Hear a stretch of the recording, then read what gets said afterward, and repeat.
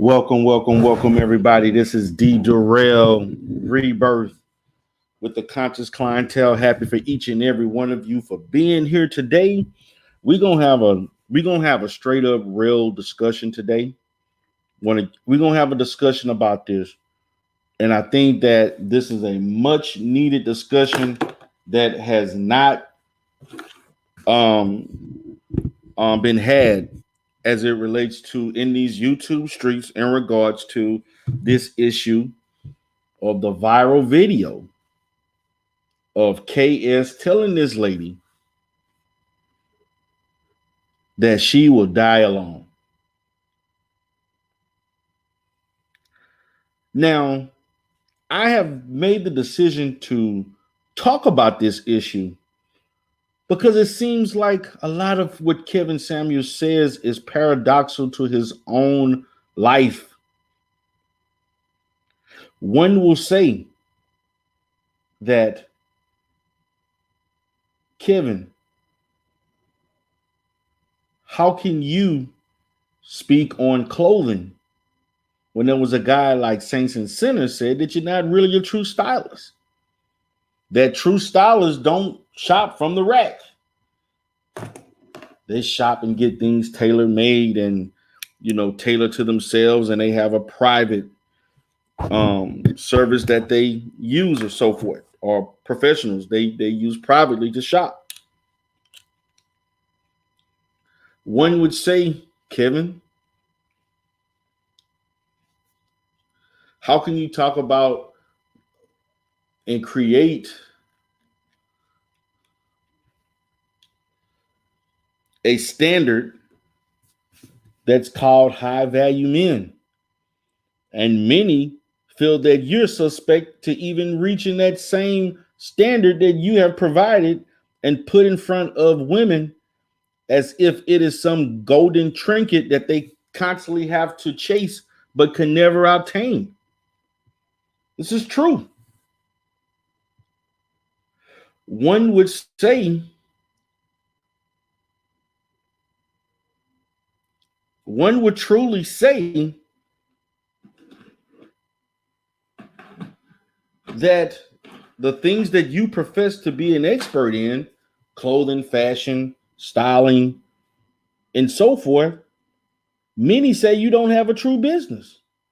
There are many who say that you have scammed. So again, and this is more than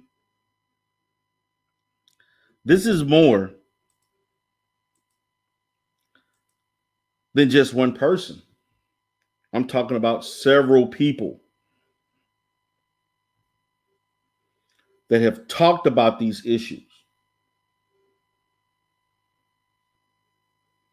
as it relates to whether he has a true business.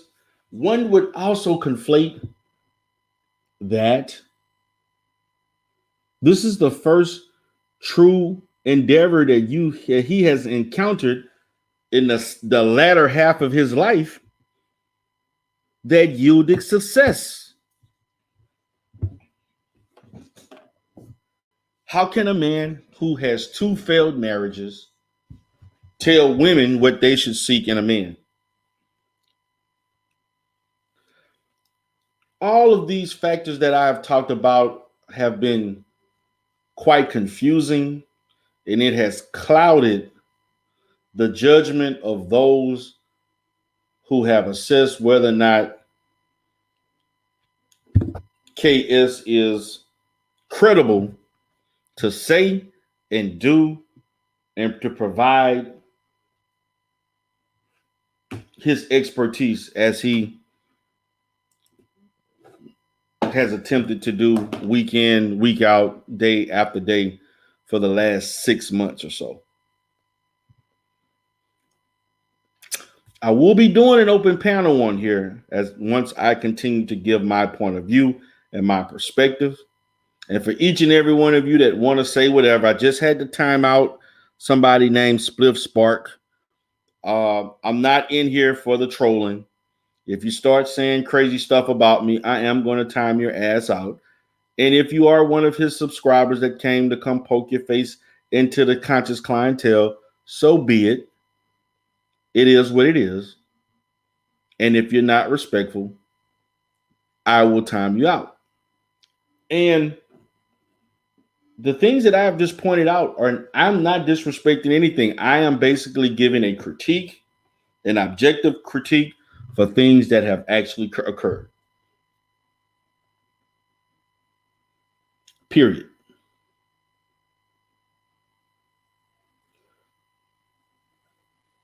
I have come under the understanding and the position that that show is pure entertainment.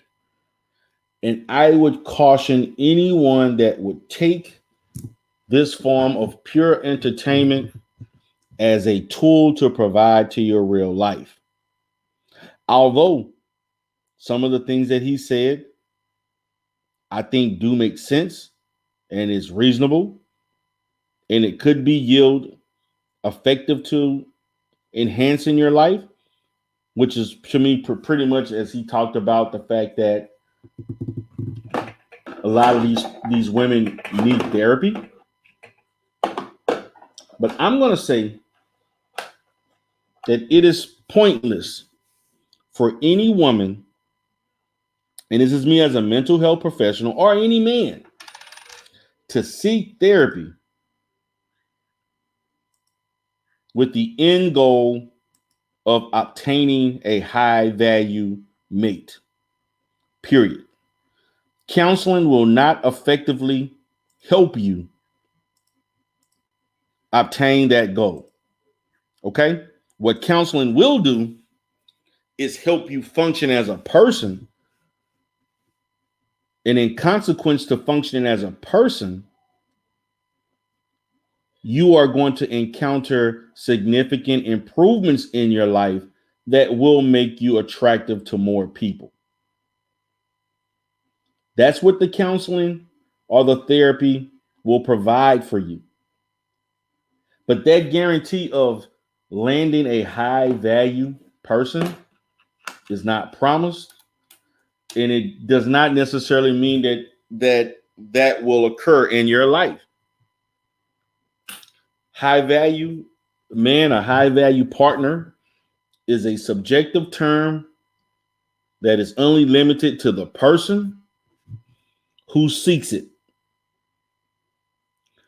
There is no one template that exemplifies that this is a one size fit all phenomenon that can apply to each and every woman in our community or in other communities. These are the things that I am stating because not only did Kevin allude to this lady dying alone because of her standard, but this has also been the sentiment of previous shows in which Kevin has alluded to the fact that many of you women have unrealistic expectations. You're in the danger zone.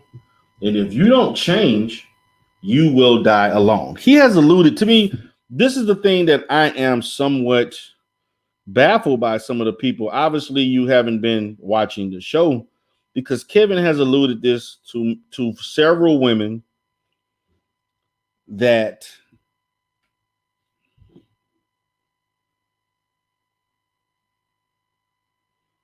again, that if you don't change certain things, this is going to be your end result. And see, to this person, Donnie Draco came in saying what? And then he said dislike and dip. Okay, peace. Don't let the door hit you in the ass. I won't miss you. See, I expected to have a few people that don't typically listen or watch my show to come in and say something. See, because of the thumbnail and the title. And then once they heard my sentiments, they dislike and they said peace. Okay, cool. It is what it is. But let me get back to the topic.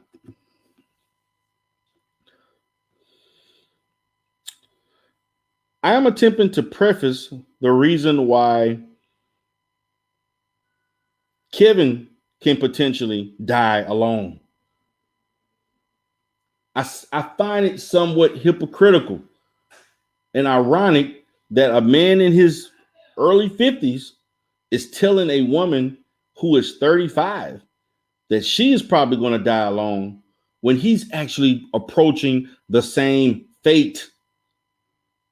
The same goddamn fate. He is alone. I don't want to hear this about all these 20, 30-year-old girls that want 50-year-old men. Yes, I admit there is a percentage of 20-year-old women that like 40, 50-year-old men. I understand that. I've seen it firsthand. Myself, my own experiences. But the majority of 20, 30, 20-year-old women do not want a 50-year-old man. Stop it. Stop it. Yes, there are some, particularly that like older men, think older men are sexier, think older men are more mature, they're more established, and they love to have someone that is more mature. Women have an innate ability to want their man to contribute to having more things or possessing more things than them. That gives them a sense of security. I understand that. But 20-year-olds they're not going around throwing ass at 50-year-old men and 40-year-old men like myself. They're not. And nor should 40, 50-year-old men be looking for 20-year-old women. There's a large space in between, 20-year space as far as experience, knowledge, age, the things you grew up doing versus what they grew up doing, mindset, culture. There's a large increase in incompatibility. What's up, Shu Celeste? How you doing? What's going on, Sway Celeste? Appreciate you for coming in. So no, there's not a situation, I don't care how popular you are, that you got 40, 50-year-old men that can't keep 20-year-old women off of them. Stop it. It's just not true. 20-year-old women are usually looking for men their age or at least 3 to 5 years older than them. Maybe 10 at the most. And for some of those, it's stretching. I got kids. I got a 23-year-old daughter she's soon to be 23. Well, she's already 23. I'm sorry. She's already 23. I have a 23-year-old daughter, 20 years younger than I am. I had her when I was 20 years old. What I look like as a 20-year-old man, 43-year-old man, if I was a single man wanting to date a 23-year-old woman that is the same age as my goddamn daughter. Better yet, even if she was a couple of years, a few years older, that's awkward. I would feel like and treat her similar to how I would treat my daughter, which is like I'll treat you like a kid or just a young adult who's inexperienced, and I can foresee, due to my experience, things that you don't, and think on a level that you can't because of your age, lack of insight that comes with wisdom over time. That's what I would treat you like. I would have to engage in listening to the music you like to listen to. I'd have to dumb myself down to doing the things that 23-year-olds like to do. Don't understand half the slang that you're speaking. There was a different time as opposed to me being 20 in the late 90s, in my 20s in the late 90s and early 2000s, as opposed to 2020, approaching 2021. Come on. If you are a 50-year-old man, 40-year-old man, if you think you're going to find refuge in a 25, 22, 23-year-old woman, you're sadly mistaken. Those relationships don't work. They don't. You know what usually happens in those relationships? Since I'm the therapist that nobody likes to listen to, that actually help families and married couples and regular couples stay together, at least over 85%. They don't work because of the age difference and compatibility. We need to start focusing on more compatibility. That's what I am going to attempt to do in 2021 as it relates to relationships, because nobody talks about compatibilities. What people are talking about, such as KS and others, is the fact that you have to superficially put yourself in a certain position, albeit the way you look, the things you say, the way you carry yourself, and that is going to attract the person you want. But over time, in the onset and the progression of any relationship, compatibility will surface or lack thereof. And then you will be in a position where you will not look at that person the same.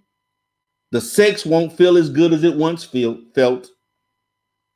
The novelty of dating a young woman isn't as exciting as it was, nor you dating an older man is not as exciting as you thought it would be.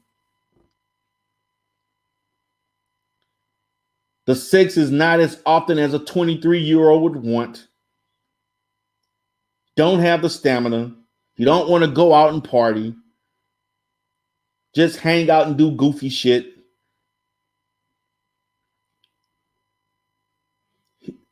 40, 50-year-old men are more about, well, they're supposed to be more about business, responsibilities, not fucking around, because they don't have time for that, because they've been there and done it in their 20s.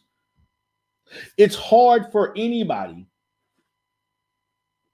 of an older age to deal with somebody of a younger age when you can already foresee what they cannot foresee because you've already done it.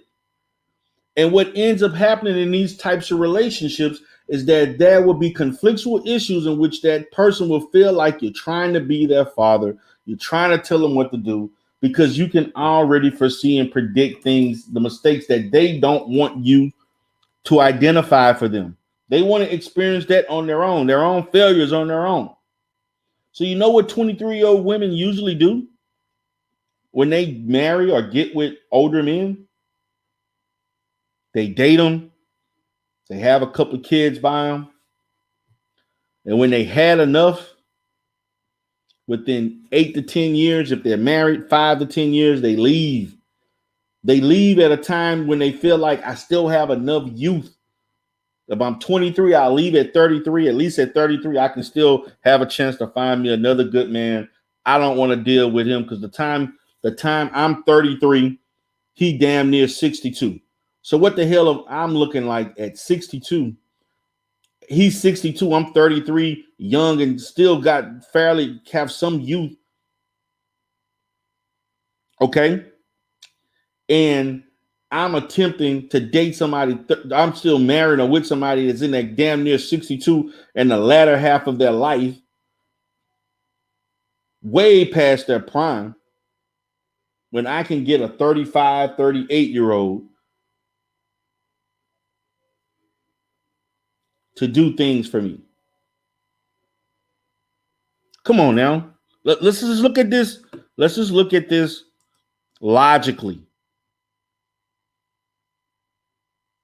Because I'm going to tell you, when I've dealt with older, younger dynamics, there's always a position. These are the two primary factors that you will not hear from Kevin Samuels that occurs when younger women date older men. There's a position of one person being overly dominant and controlling, which is usually the older person, and they show a lack of respect for the intelligence of the other person due to the fact that they're younger. And then the younger person seems to be in a position of passivity, okay? In a state of passivity in which they feel like they have to yield to the other person just on account of them being older and they shouldn't know what they're talking about. But what becomes conflictual in that process is the fact that the younger person that's in their 20s feels like they're in a cage or being controlled and they can't be themselves. They don't feel respected because everything that they say, it seems to be a problem with the person who is older. You don't have that same dynamic necessarily when you're dating someone closer to your age, or at least, let's say, 3 to 5 years or more older than you. It is not as pervasive. I mean, it's prevalent. I'm sorry.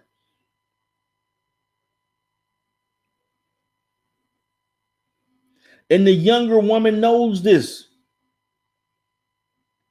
So that means when you're 33, he's 62. When you're 42, he's 70 goddamn too. Now, what the hell are you going to do with a 72-year-old man? You see, what happens, what this really boils down to is lack of foresight and lack of long-term planning. Because yes, it feels great at 52 while you're still functioning. You married to a 20, 30-year-old woman, but it ain't going to feel as good when you're set 62 and 72 or even 82 and she's 52.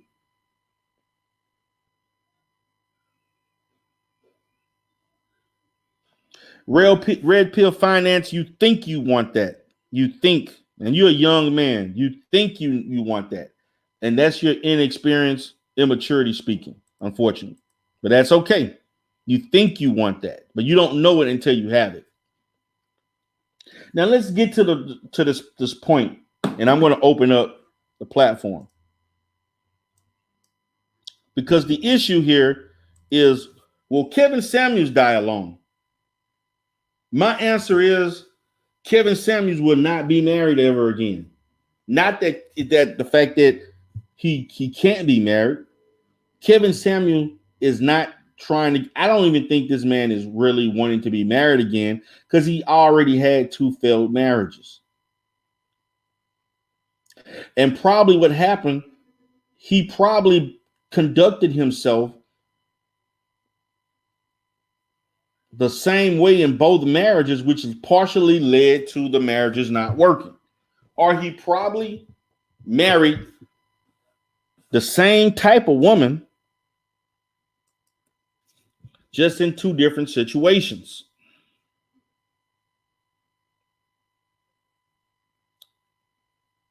I'm only speculating. This is a 52, 53-year-old man. He's in the latter half of his life.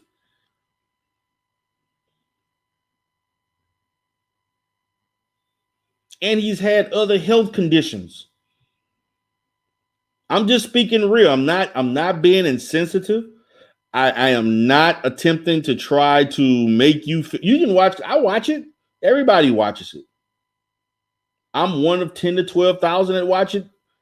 I watch his show at least once a week, maybe twice, for maybe 15, 20 minutes at the most. I don't watch the whole 2 or 3 hours. No, I don't. I have things to do.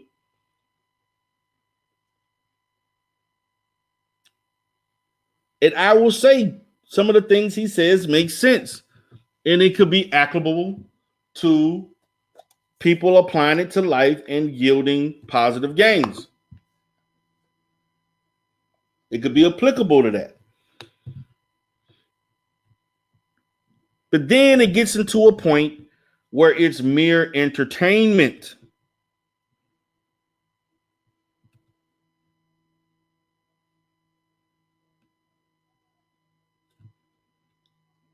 So I'm pointing out where Kevin is in his life.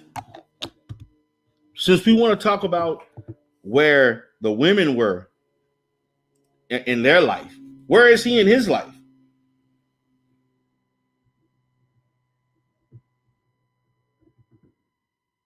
Okay. I'm going to point out something, and I want you all, you can look this up. I don't typically talk about these things, but I'm going to talk about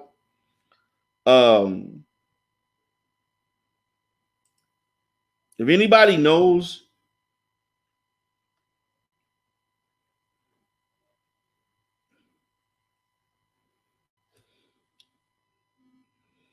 see this, if you ever look up, and this is, I'm going to use this as a reference for you to understand where I'm coming from. I would like each and every one of you that like to do research and look at things. I want you, because I don't do a lot of psychology references, but I'm going to do one this time. I'd like you to look up, for those who are familiar with Erik Erikson's stages of psychosocial development. Okay, 8 stages. Okay, this is like first semester psychology stuff. You know, I don't even, this is like stuff I learned years ago. Some of it still sticks. And what we have to understand in Erik Erikson's psychosocial stages of development, it highlights where you should be, or where, for a typical human being, where you're at from a social psychological standpoint as it relates to relationships with self and others. For a 50-year-old man, 50-plus-year-old man, you're in the 7th stage. That's why I said, guys, he's in the latter half of his life, the second half of his life.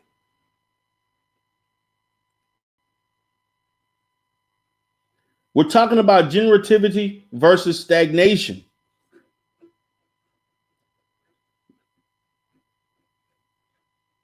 Okay? That's the 7th stage. And I want you to, that's where he's at. Okay? I'm approaching that, basically. Now, this stage is basically from 40 to 65.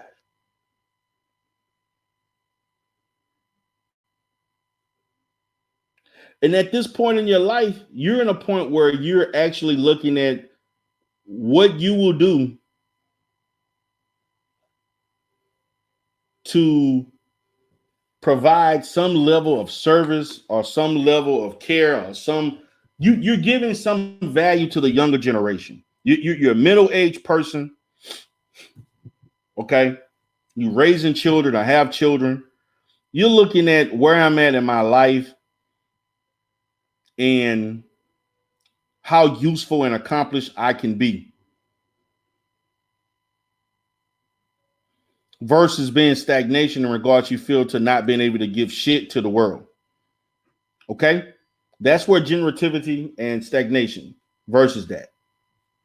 Now, prior to that, we're looking at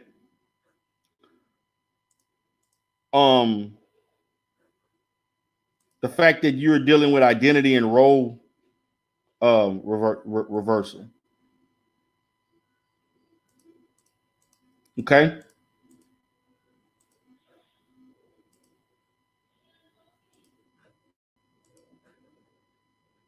We're looking at that. I mean, I'm sorry. That's another one. I'm talking about before that, when we're looking at intimacy versus isolation, from which is about, I think, 18 to 40, which is actually a huge, and that's the issue that I have with this particular theory, This is a psychoanalytic theory because Erik Erikson was a neo-Freudian. But the age ranges can be 15 to 20 years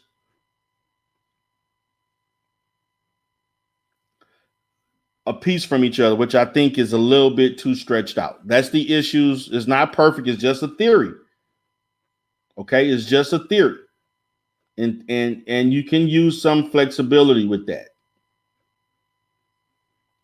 I was talking about identity versus role confusion. That's actually for teenagers. But what I'm saying is that we're looking at, I mean, not intimacy versus, but identity versus role confusion, which is 5. Intimacy versus isolation, which is from 18 to 40. That's a large range. But when you're a 50-year-old man, we're talking about generativity versus stagnation. What the hell are you going to do for the younger generation? Legacy. How useful is Kevin Samuel to the Black community? How useful is this man towards Black YouTube? There's a difference between how useful you are and how successful you are at raising money or getting money and being donated. That's two different things. What's up? What's up? What's up, Q? I see Mr. Research in the house. What's up, NC Worker? I see you is in here. Uppity says the title is not wild. It's the exact sentence Kevin have to the women who called in. He told her she was going to die alone. But see, the factors and our probability, this brother is probably going to die alone. This brother is going to die alone. I'm going to drop the link in a second, Tiff. Because he is 52 plus years old, been married twice. I'm not sure if he has kids or not. I don't think he has children. He probably has siblings who are older and some that are not as much younger. And they're going to have to deal with their own ailments as they get older. He has health issues, had some health issues, and he's finally embarked upon some level of financial success. I'm sorry. Oh, he does have children. Okay, he does have children. Even if he does have children, those children are probably the same age as the woman he was walking around that Saturday evening, late evening, the chick, the YouTuber that he was dating. He probably has children the same age as that YouTuber he went on a date with, where they were all dressed up. I'm sorry, I could not, in good conscience, at 43, take a 23-year-old, 25-year-old, 28, maybe 29, maybe late 20s, maybe. I could not seriously, as a 43-year-old, date anybody more than 10 years younger than me and take them serious from the start. Sorry, I couldn't.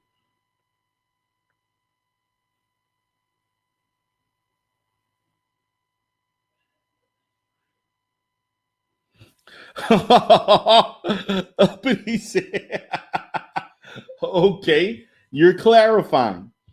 He was not dating her. She had no idea she was being recorded. It was supposed to be a business date, not romantic. Okay. I'm going to say this. I'm going to take your word for it, but you know, things can get blurry between business and so on. But hey, it is. I'm going to take your word for that, Uppity. I had no idea. I'm going to ask you the question, Uppity. Did she clarify that? Was she the one that clarified that was a business dinner?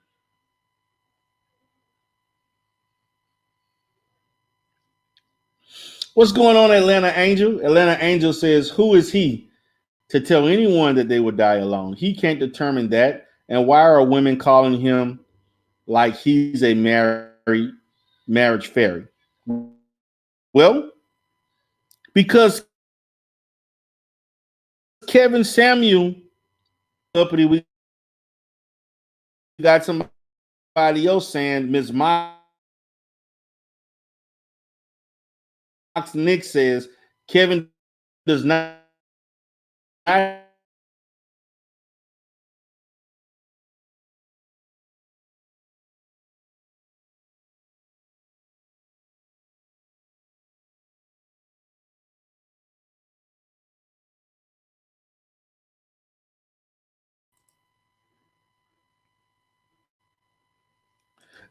at least one of his ex-wives was white. Are you serious? You mean to tell me one of his ex-wives were white and he's talking about the swirlers and the divestors, the people who are in divestment? Are you serious? Wow. Well, in that case, he has no right to talk about the women who swirl if he's been married to a white woman in the past. No. See, this is the issue. What's wrong with you said he is what we call a confirmed bachelor. What I'm going to say is that Kevin Samuel is suspect. he's suspect. How about we put it like that? Because the way he operates is suspect for a heterosexual male. That's what I'm going to conclude. So I'm going to go ahead and send the link. This is an open panel for those that want to talk about this and discuss this, given your point of view. It's an open panel. But I think this is appropriate to talk about. This man is more than likely going to have to die alone. Uppy says he has children. Somebody else says he doesn't have children. He has a 20-year-old in college. Now he can actually afford to pay for her college with the money he's getting. He's getting about $9,000 a week. So now he can afford to help her get through college. But I'm sorry. If I'm a 52-year-old man, I'm not looking for a 23-year-old woman, 25-year-old woman. Not someone that's the same age as my own children. That's ridiculous. But the trajectory shows this 50 plus 2+ year old man who has been divorced twice is probably not going to marry again. That's what the trajectory shows.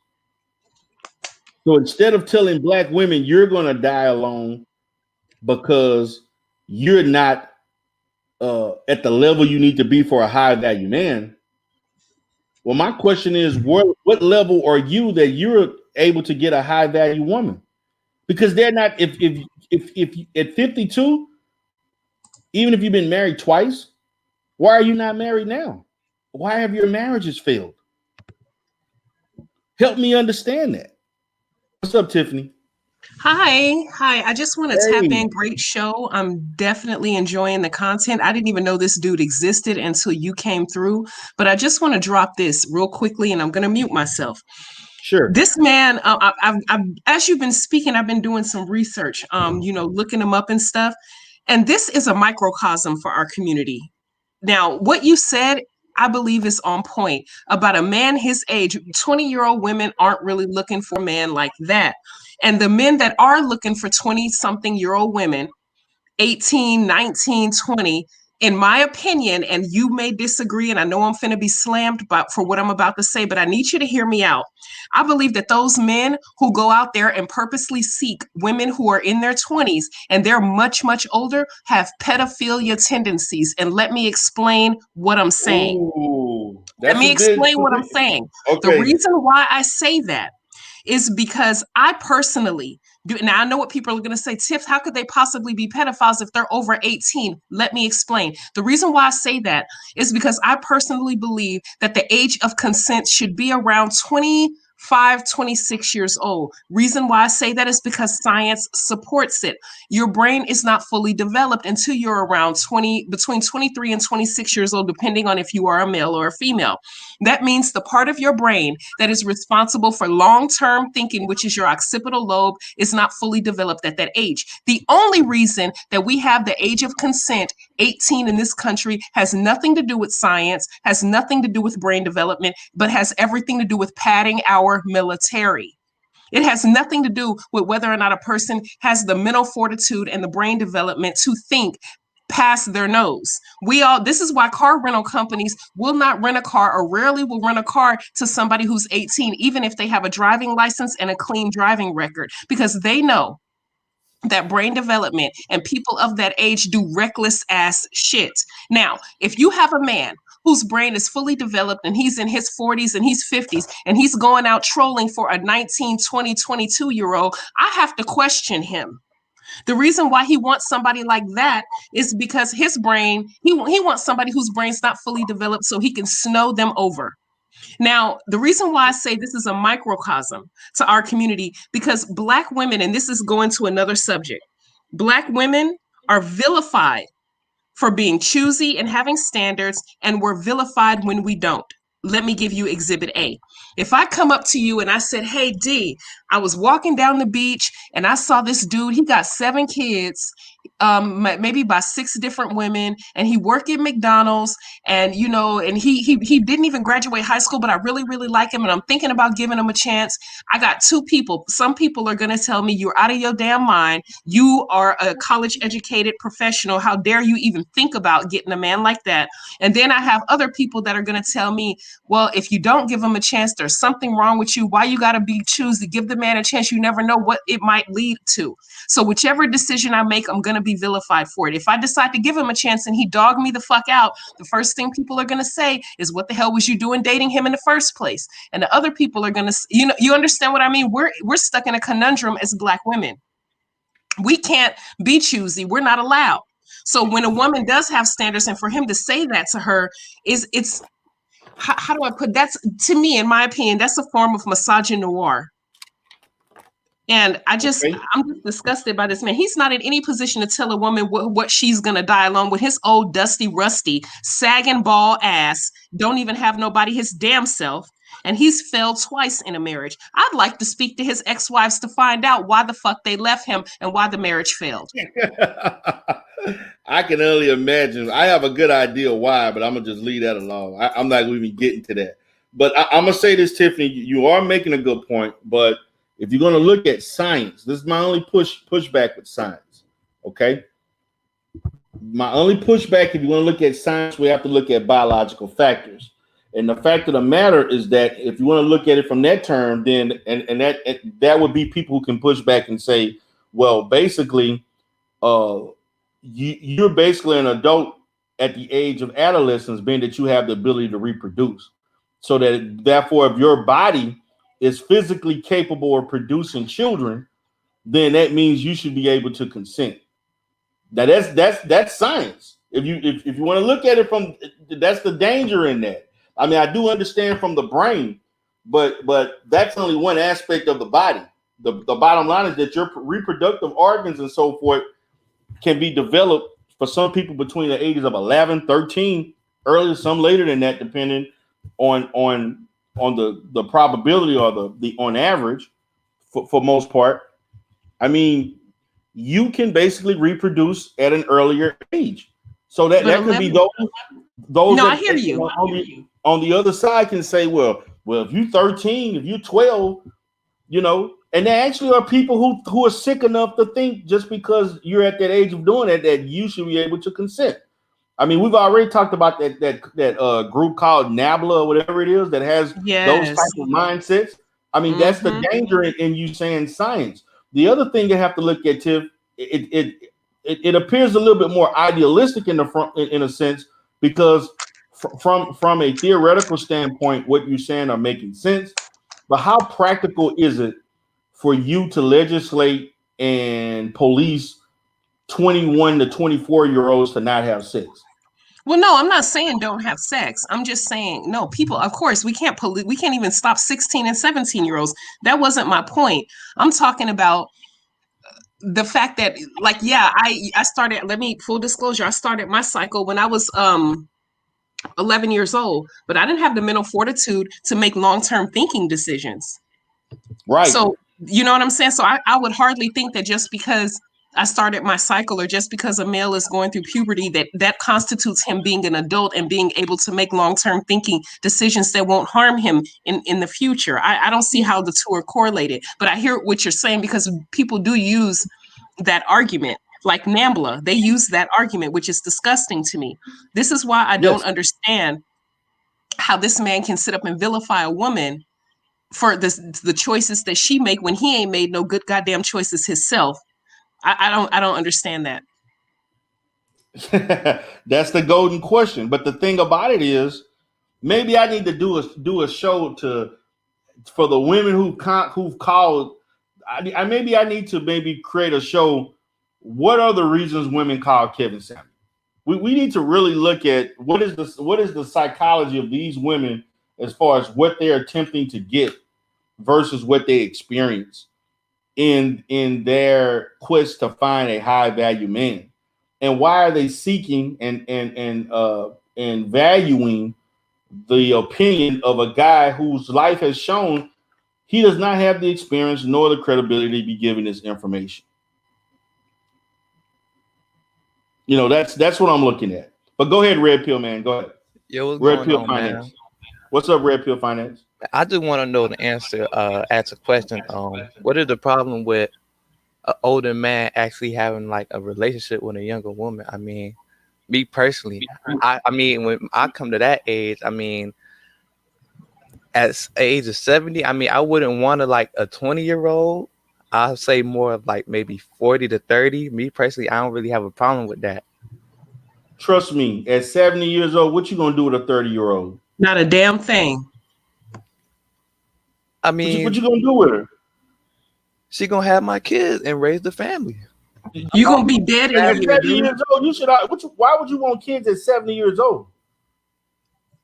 I mean, by that time already, I'm already be done like having kids. Like, I know. So why would you want a 30-year-old at 70? That means. Do I want somebody my age? No. Why not? Why not? I want somebody that is agreeable. What is the compatibility? See, this is the thing. I hear what you're saying, and you're saying about the 20, 30-year-old probably is going to be more passive, more submissive, more willing to listen because you're in a position, more of a position of power and so forth. But where's the compatibility? But the thing is, though, Answer the question. Where is the compatibility? The thing is, though, it's not like I'm getting with her at that age. That would have happened earlier. The question, Red Pill. Where's the compatibility? I want to know, how are you compatible? How are we compatible? Yeah. I can't give you that answer right now. How can you satisfy her? And that's the reason why. That's exactly. You proving my point. How can you satisfy her sexual needs and her emotional needs if you're 70 and damn near dead? Well, at that age? At that age, at her age, she's you don't know. If I take care of myself, I'm still gonna be in that. I drink my water, you know what I'm saying? No, I eat my fruits, honey. you know what I'm saying? I'm sorry, baby. I'm sorry. Still keep maintaining and prospering at that age. I can't talk for everybody, but yeah, I'm gonna still be in that. I seriously doubt it at 70. And the reason why I say that is because a woman is at her prime at that age sexually. And you can say that and you might think it, but your man downstairs may not agree and may not be responsive at that age. And that's just science, baby. Well, you have your opinion, I have mine, but I firmly disagree. Okay. So you're saying that you think at 70, you really think at the age of 70 years old, I'm gonna be honest with you. I'm gonna go ahead and put my business out there. I got a dad right now. Hold on, I'm gonna put my business out. I have a dad right now that tried that. Okay, my dad is 83 years old. The woman that he's with is actually about 46 years old. Okay. Mm-hmm.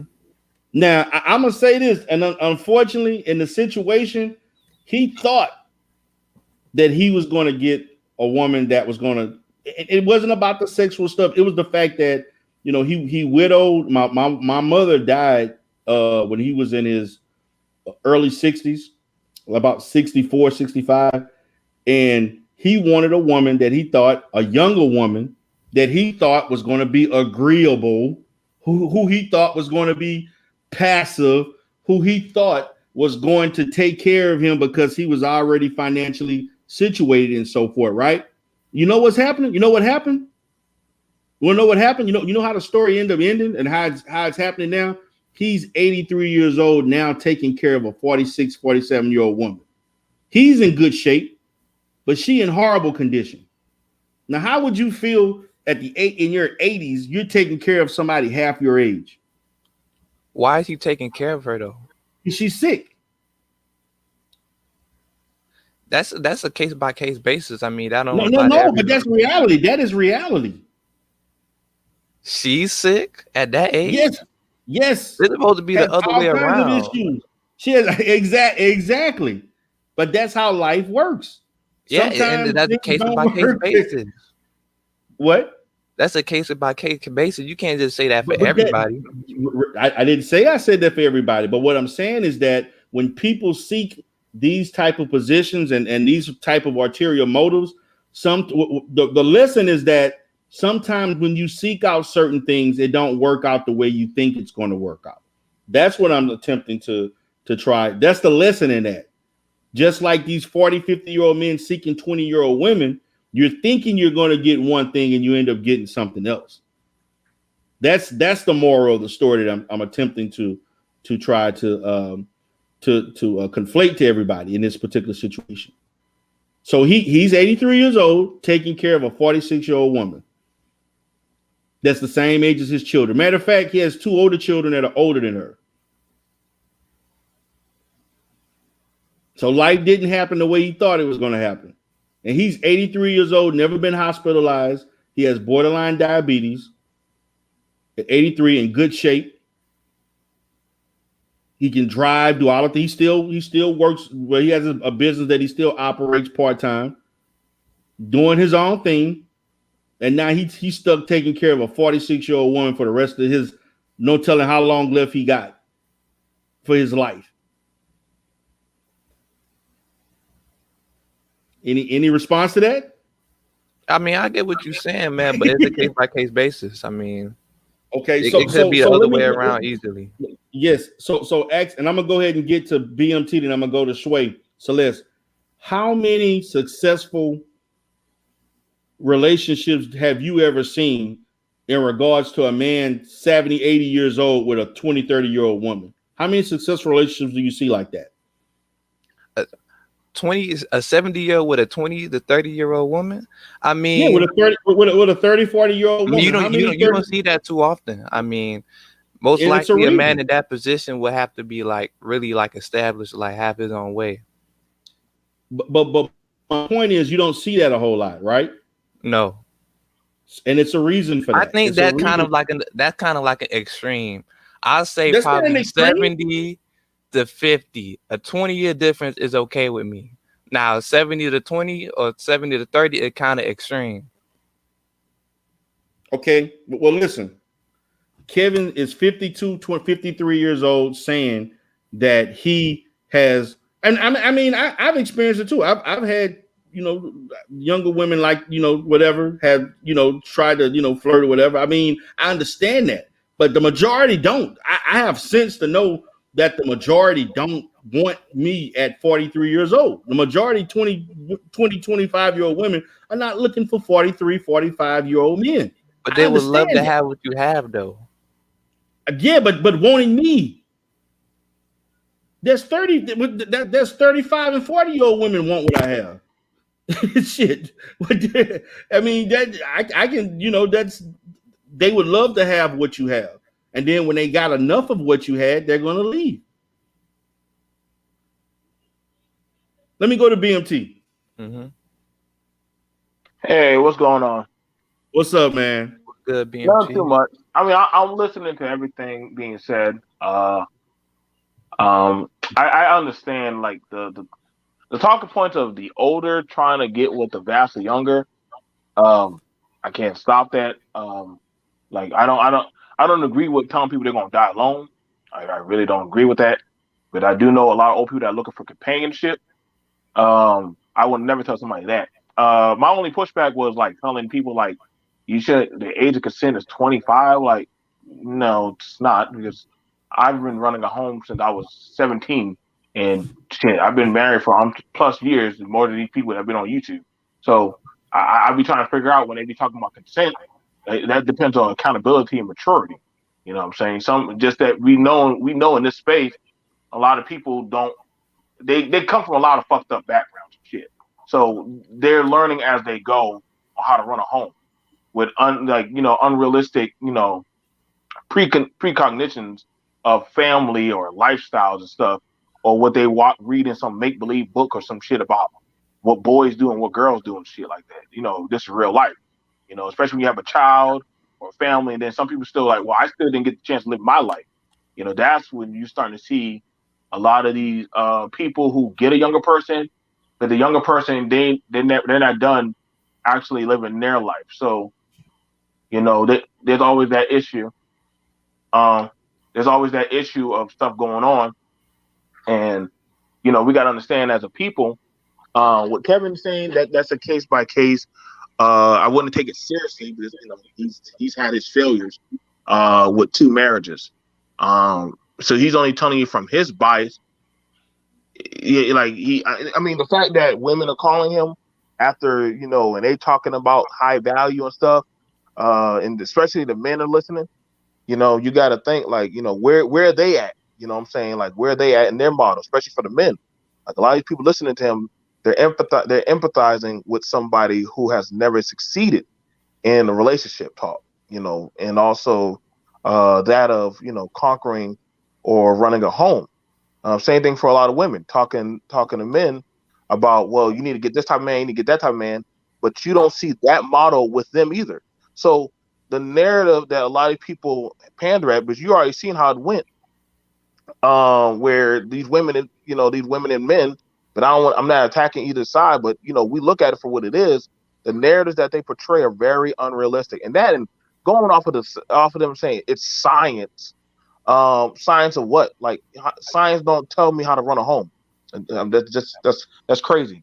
What I do and my choices, that's how I run a home. What I'm saying? That's why I say you got to take these social media talking points that some of these people run with.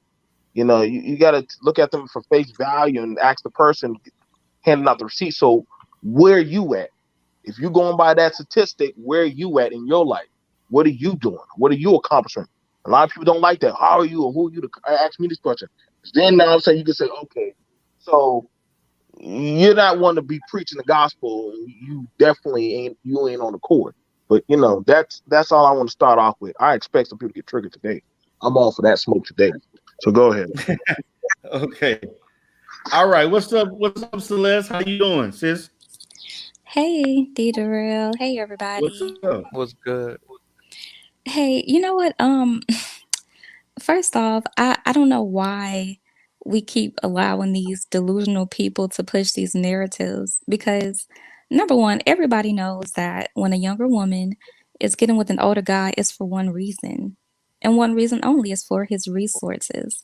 She may end up liking his personality, but that's not the reason why she's with him. And I'm not talking about the few exceptions, I'm talking about the rule, the majority, what happens about 90% of the time. And I think it's just so crazy how in these red pill circles, they teach men to not pay for dates, to not provide for a woman and so forth.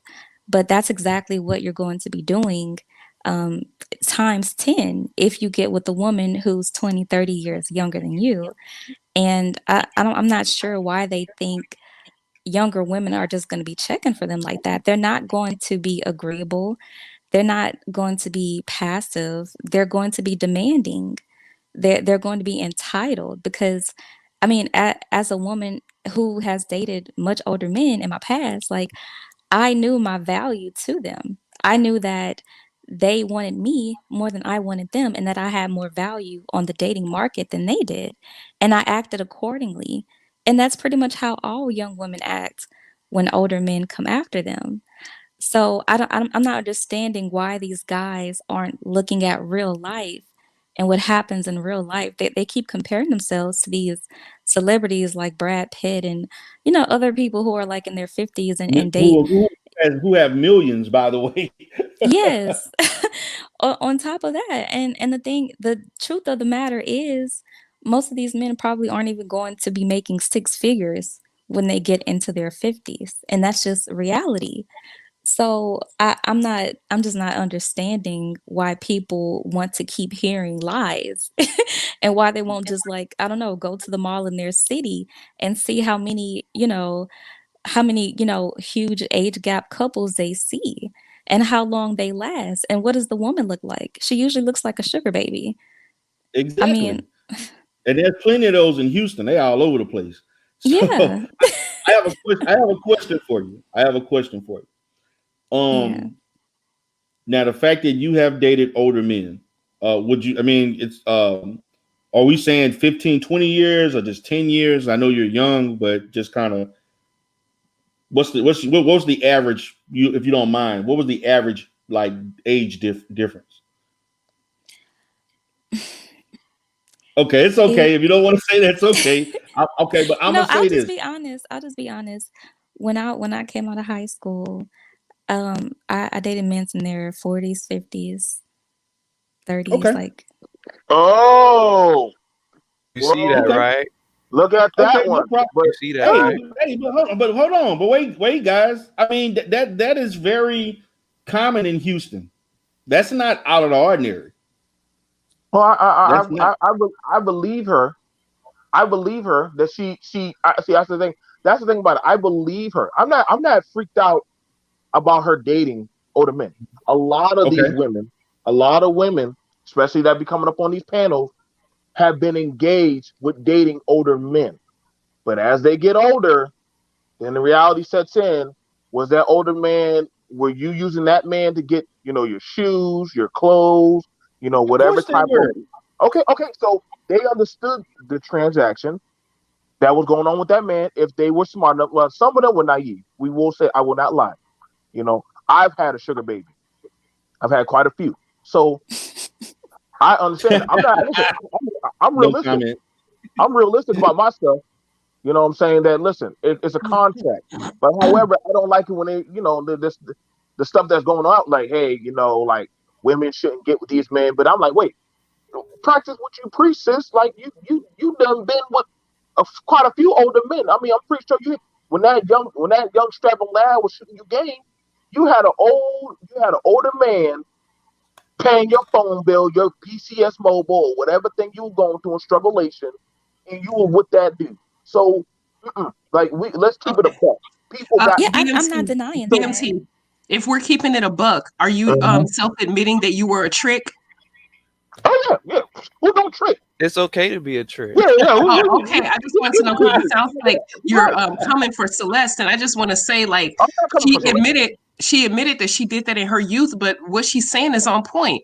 The But women do use men for resources when they're younger. Now that she's older, she see that. Do you see how brain development works? That's what I was talking about when I initially came out. now, Tiff. Here, Uh-huh. this is the art of a man. Now, see, I would be dusty if I as a man, a full grown ass man, was using a woman but not paying for food, not doing it. See, if I was that type of guy, the McDonald's dude that took a woman out to go and say, but she's like, hey, you know, um, are you paying for food or are you gonna do this, do that? Oh hell no, you pay for your own damn self. See, then I would be getting the other conversation like, damn, what kind of man are you that you don't take care of the woman that you want to be with? But now, if I'm a man that literally, I want her company, I want her energy, I want her feminine energy. So me as a man, taking care, providing an environment for a woman, that's not tricking. That's called being a man. That's why I said black people done got it all confused. They got it all confused on what No, no, being no, a no, man no. is. No, No, I'm just sir. saying. No, I No, hear you, sir, but I'm not but saying I'm just saying stuff that's like not called basic. tricking. That's No, no, not no. called That's the that's big called being broke. difference. Tricking is having a sugar baby. When you're only with a woman, the woman's only with you because you're breaking bread and buying her things. You self-admitted you had a few sugar babies. Well, I was I'm not fucking. talking Well, I about mean, dating and you buy I don't want food to call and them. I don't want to call my babies hoes, but they understood. Listen, I come by, I put some money on. I give you money, we fuck, and I go about my life and I do whatever I want. There's no emotion to it, and they understood that, and they said, "Yes, Dad. Yes, Joe. Yes, Poppy." And we went about it. Now I don't want to make these women sound like they're less than, but I understood that. Listen, I knew what I wanted. I want you to cook. I want you to clean. I want you to do X, Y, and Z. And guess what? I'm taking care of you because you my baby girl. So that's me as a man providing and taking care of certain type of women. That's not that's I don't understand. Women talk about, well, damn, I want man to do X, Y, and Z. And see, that's what a lot of older men do, especially when they get some older. They say, listen, shawty, I'll do X, Y, and Z for you. Just make sure you break me off. Listen, I see this. But I live see, down the here's road. the thing. Here's the thing, BMT. And here's what, am I echoing or is that me? Go ahead. You good? Okay, well, here's the thing, and this is what young women who pursue these age gap relationships know. They know that they don't have to have sex with the guy because her looks alone will get her what she wants. A lot of the They don't have times, a to lot have of the sex. times, these guys just want someone young and pretty to be seen with. And that's what trips me out about this ideology because this space teaches men don't pay for dates, don't do this. Okay. Basically, don't be, a simp or a trick when you're young. Wait until you get way older and wait until your value goes way lower according to them. Your value diminishes with age. And it's like in that situation, the woman is always going to have the upper hand. So it's like they're basically, teaching ideology that goes against their own best interests. Okay. But my issue is this, Celeste. I wanted to ask you this question. And the reason why I asked you about the guys, the age, I wanted to know, give me a sense of how compatible. Let's just say you was in a genuine relationship. If you chose that, how compatible were you at 19 to a 35, 38-year-old man? We weren't compatible at all. Like outside of us, like going to clubs and going on dates and places like that. You There wasn't was compatible, no. right? Okay, so that is the point that I'm trying to illustrate for people who think in this manner, as far as this delusional thing of thinking that you're going to, because see, the the in an aspect of having a effective, long lasting relationship, you have to have a healthy level of compatibility. And when you are 40 years old, you're not compatible to an 18, 19, 20-year-old woman. If you're 45, you're not going to be as compatible to a 25-year-old woman. And the reason why I point is this is not anything towards you, but I'm looking, I asked you that as an example of the reason why this particular mindset of thinking, if you're 50 or 45, it's your best dating option is a 25-year-old woman. It's not, because you're not compatible. And compatibility over time will present itself in which it will cause issues. Because let's be honest with you, you can only go on so many dates, okay? Or whatever little thing, the novelty of being with let's say you're a young woman who likes older men, got daddy issues or whatever. Over time, it's going to get old. Or over time, you're going to want something else. You're going to want younger guys. You're going to want guys you're going to be attracted to guys who are actually more compatible, who are actually more in line with what you like to do, your age, your mindset. And even for a guy that's 40, 50 years old, over time, you're going to see like, okay, I'm with this younger person. How long will this last? Like, what is the longevity in this? And so what I'm alluding to, yes, the sugar baby, sugar daddy thing, whatever mindset, or if you're a 50-year-old guy that wants a 20-year-old, 25-year-old, the level of compatibility will be tested as it relates to the longevity of the relationship. So this thing is that, and this is to me, this is another example how red pill ideology or that particular mindset works against itself. Because what happens is these same guys that will marry, if let's say they're 45 years old, make six figures per se, high value, what have you, they marry a 25-year-old at 40, 45 years old. They divorce in 10 years. They take half of that six-figure, whatever they have, and then they'll be right back on YouTube having red pill rage about another failed female relationship. Y'all laughing, but it's the truth. Yeah, that part is true. That part is true. Mr. Research, you know I'm telling the truth. This is that part is true. That part is true.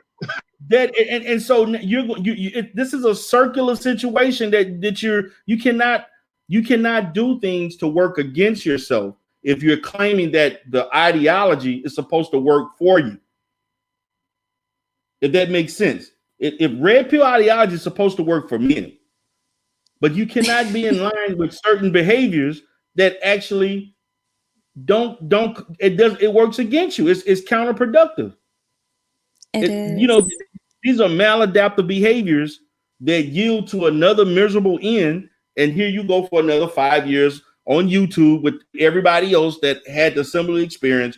Well, I was with a 40 with a 32 with a 22-year-old, and it only lasted 6 years. And she took the 25-year retirement fund I had. The 501k is gone. The bank account is gone. The other investments. She took the house, and you back in red pill rage. Go ahead, Q. What's up?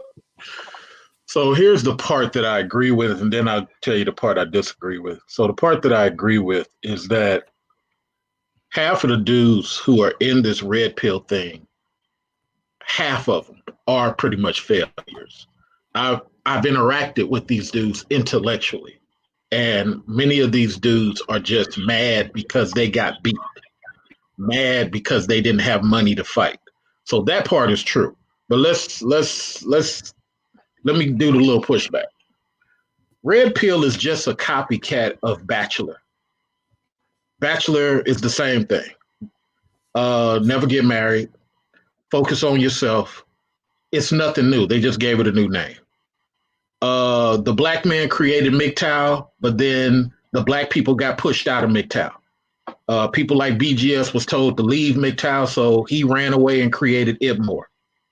Other black dudes got pushed out of MGTOW. Now new dudes keep coming, so it make it look like MGTOW has black people, but at one point in time, the white guys was calling them all type of racist names, and the dudes ran.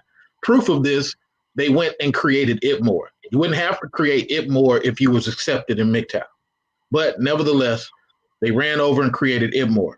Then that failed, which goes to your point. And then they ran and created now SYS. Here's the part that I disagree, though.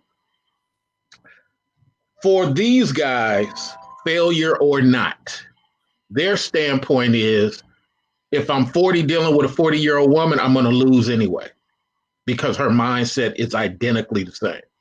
And so my question to the panel is, or those people who say what y'all saying, what does it matter to the guy if he's losing with the 20-year-old having fun versus him being honorable and committed to the woman of his age who disrespects him, listens to her girlfriend, and does the exact same thing?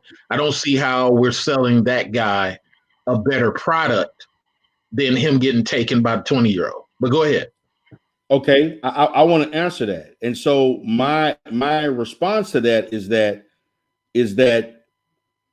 you have to look at your position in regards to the vetting process of that 40-year-old if you're 40 years old. Also, if you're a 40-year-old man who's also dating a 40-year-old woman, well, I have to say, what was your vetting process as the man?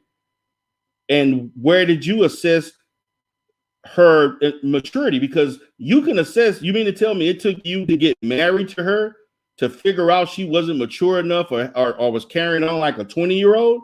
I have to put that back on the male, on the man himself, because you should have identified that within the first 2 to 3 months. Well, what I think is, and you my guy, I like you, but my thing, I feel like this, just for the sake of this topic, Okay. The women are not who your beautiful wife is. The women are not who other honorable wives are. These women pretend to be like your wife, but they're no. You laughing? I'm very serious. You laughing? I'm very serious. I'm being very serious. They pretend to be like your wife, but I really think people need to sit down with about 10 women and just hold a conversation with women about not black men. Just keep that off the table. How are they interacting with males outside of black men? Just on a professional school, because that's very telling. Many women that we have to interact with are extremely disrespectful, extremely combative, but they smile and they look honorable. But guys are now like, you know what? I'd rather lose with a foreigner. I'd rather lose with the younger lady, But because it's still losing. I know it's still losing. That's why I said So you it's can't. Well, who To you me, rather lose with though, an older that's the woman or flaw. a younger woman? No, I'd rather win. I choose to win, not to lose. I would like to win too. It's just that many of our women go out of their way, even when you're trying to be honorable. You got okay. I'm gonna end with this because I don't want to derail y'all thing. I'm gonna drop down. No. We're in a good place. No. I'm just gonna say this last thing. I'm just say this last thing. Many of our women were taught by their girlfriends that we serve them, and until we get over that part of it, an honorable dude like myself, because I don't hate women, but I will walk past combative people. I just don't want to interact with that. And we just got too many combative. I want to make the man hurt. I want to see the man. And you know what? If the young girl is going to make that dude feel good for 5-6 years and they split, if the foreigner is going to do that, for him, it's a safer bet because nothing's honorable about the older woman who is demonstrative. I just don't get it, but Okay. I'll go. Okay. Listen. I got. Hold on, Mr. Richard. I got to ask you. So we got to have a little bit more in this conversation. I have to ask you this question. Okay. So what do you say? Okay, I do give you credit in regards to the fact that there are a lot of women, particularly those particular black women who are over the age of, let's say, I'm gonna say 35 and up, who may have a certain mindset due to other failed relationships in regards to how they go into a decent, actually finding a decent man and mistreating him based on the issues of a previous relationship. I'll give you that. Okay. So what do you say about this large percentage of black women, college degree, 40 years old, no children, no man, and they miserable in therapy? Okay. Here's what I say. Now you got to understand. And they want a man. I got you. Because that's what I deal with. I got you. So I'm gonna answer now. Understand, I'm not like other guys. You're dealing with a guy who's a nation traveler as well as an international dude.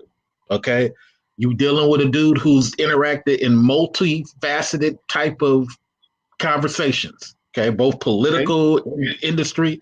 So I'm the average guys. You have an argument.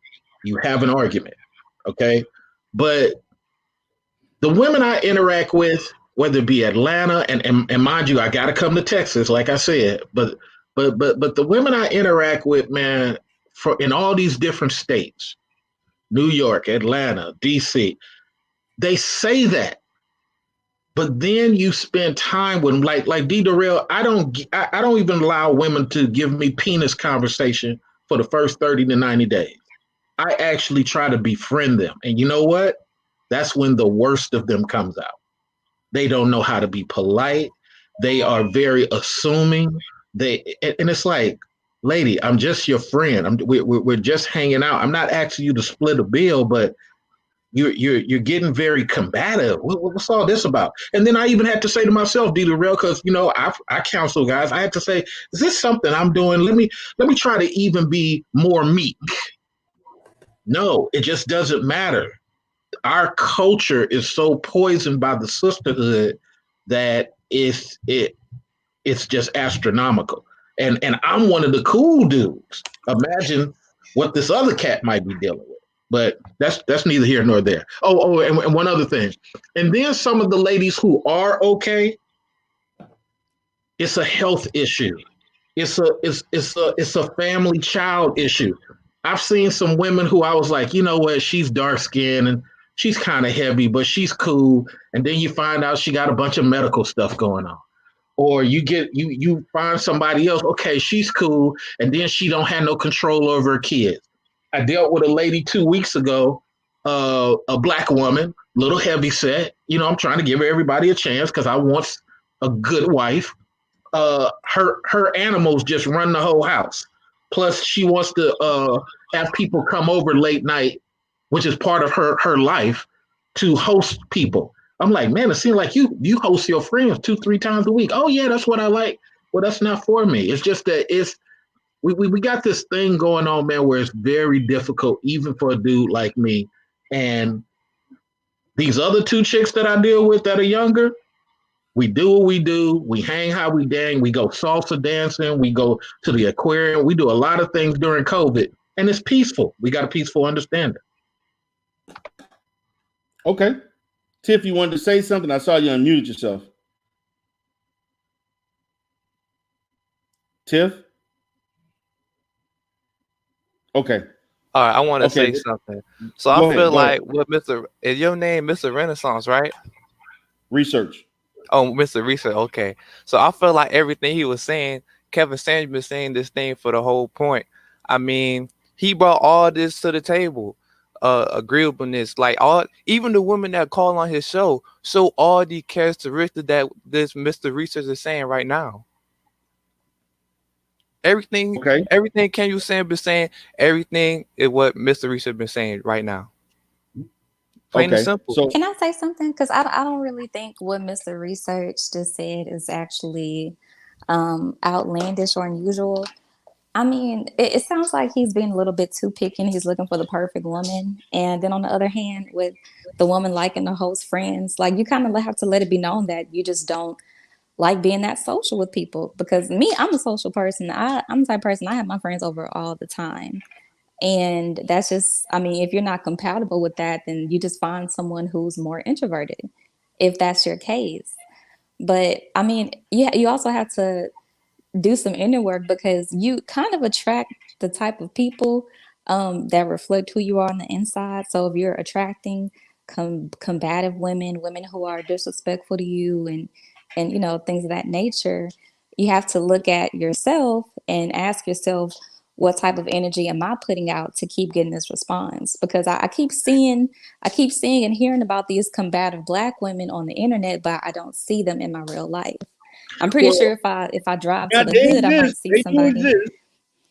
Yeah, that's what I'm saying. I'm pretty sure they're in the hood, but like just out in everyday life, women don't get combative for no reason, not for no reason at all.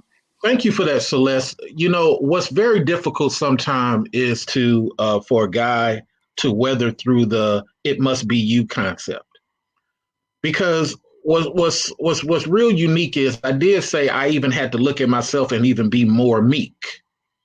So there is some truth to that. But many times I say to women, you even have lesbians complaining at this point. Black lesbians. Come on. This is very serious. It's very serious. Come on, bro. And let me ask this question, though. if I'm imagining this and you say that there's a possibility all of them can't be combative, help me learn something. We'll just answer two questions. What are the top two things a woman should be doing that a man is concerned about? Not what she's concerned about or her girlfriend. What I want to see if this has gotten to you yet. Have you learned all these great attributes? What does the man need that the man values instead of the answer of it depends and everybody's different? What have you learned culturally that black males who are decent need? I've learned that black males who are alpha, who are natural leaders, who command respect, they get it. They get respect and submission and cooperation. The ones who don't have those qualities don't get it. And that just proves my point. Respectfully to you, great answer. Thank you very much. But you notice how she didn't say what anything of what we guys need. She's not, the culture has not embraced her to be in tune with what we guys need. We need nurturing when we get home. We need child rearing and things of that nature, education, if you on that level. If you're just a regular dude trying to sleep around, then you don't have that concept. But her answer was good. It's just that that's not where we guys are mostly looking for women. But you have to. You want some specifics. You want specifics. Yeah, you weren't specific enough these with are your question. specifics as it relates to men. Like I'll tell you what we understand about women. Women need to for us as the husband. Women need for us to reestablish for her who she is when she comes back home. That's biblical. That's religion. She needs for us to be her rock of comfort, so that when the world says you to this, you to that, we get to help reestablish her and re-fertilize her to go back out into the world. The second thing, and I'm answering in the second question. The second thing is our woman needs to be able to hold a conversation with us where we don't interrupt, so she can tell the story in the way that she would like to say it. That's me knowing women. But it seems like, using your answer, a lot of times women have no clue about men. They just don't. Well, yeah, because your answers are very specific, and even though they are good answers, I'm not gonna lie about that, but they're very specific. And how you said, you can't just say it depends on case by case. Well, it actually does, because different people need different things from the opposite gender out of their relationship. Like some women, they don't work outside the home, so they don't need somebody to sit and listen and complain about their day, because their whole day is revolved around their husband and kids. You know what I mean? So it is very specific. And that's why you should have said, what do you think I am looking for? Because the things that you want and the things that somebody like my husband would want are different things.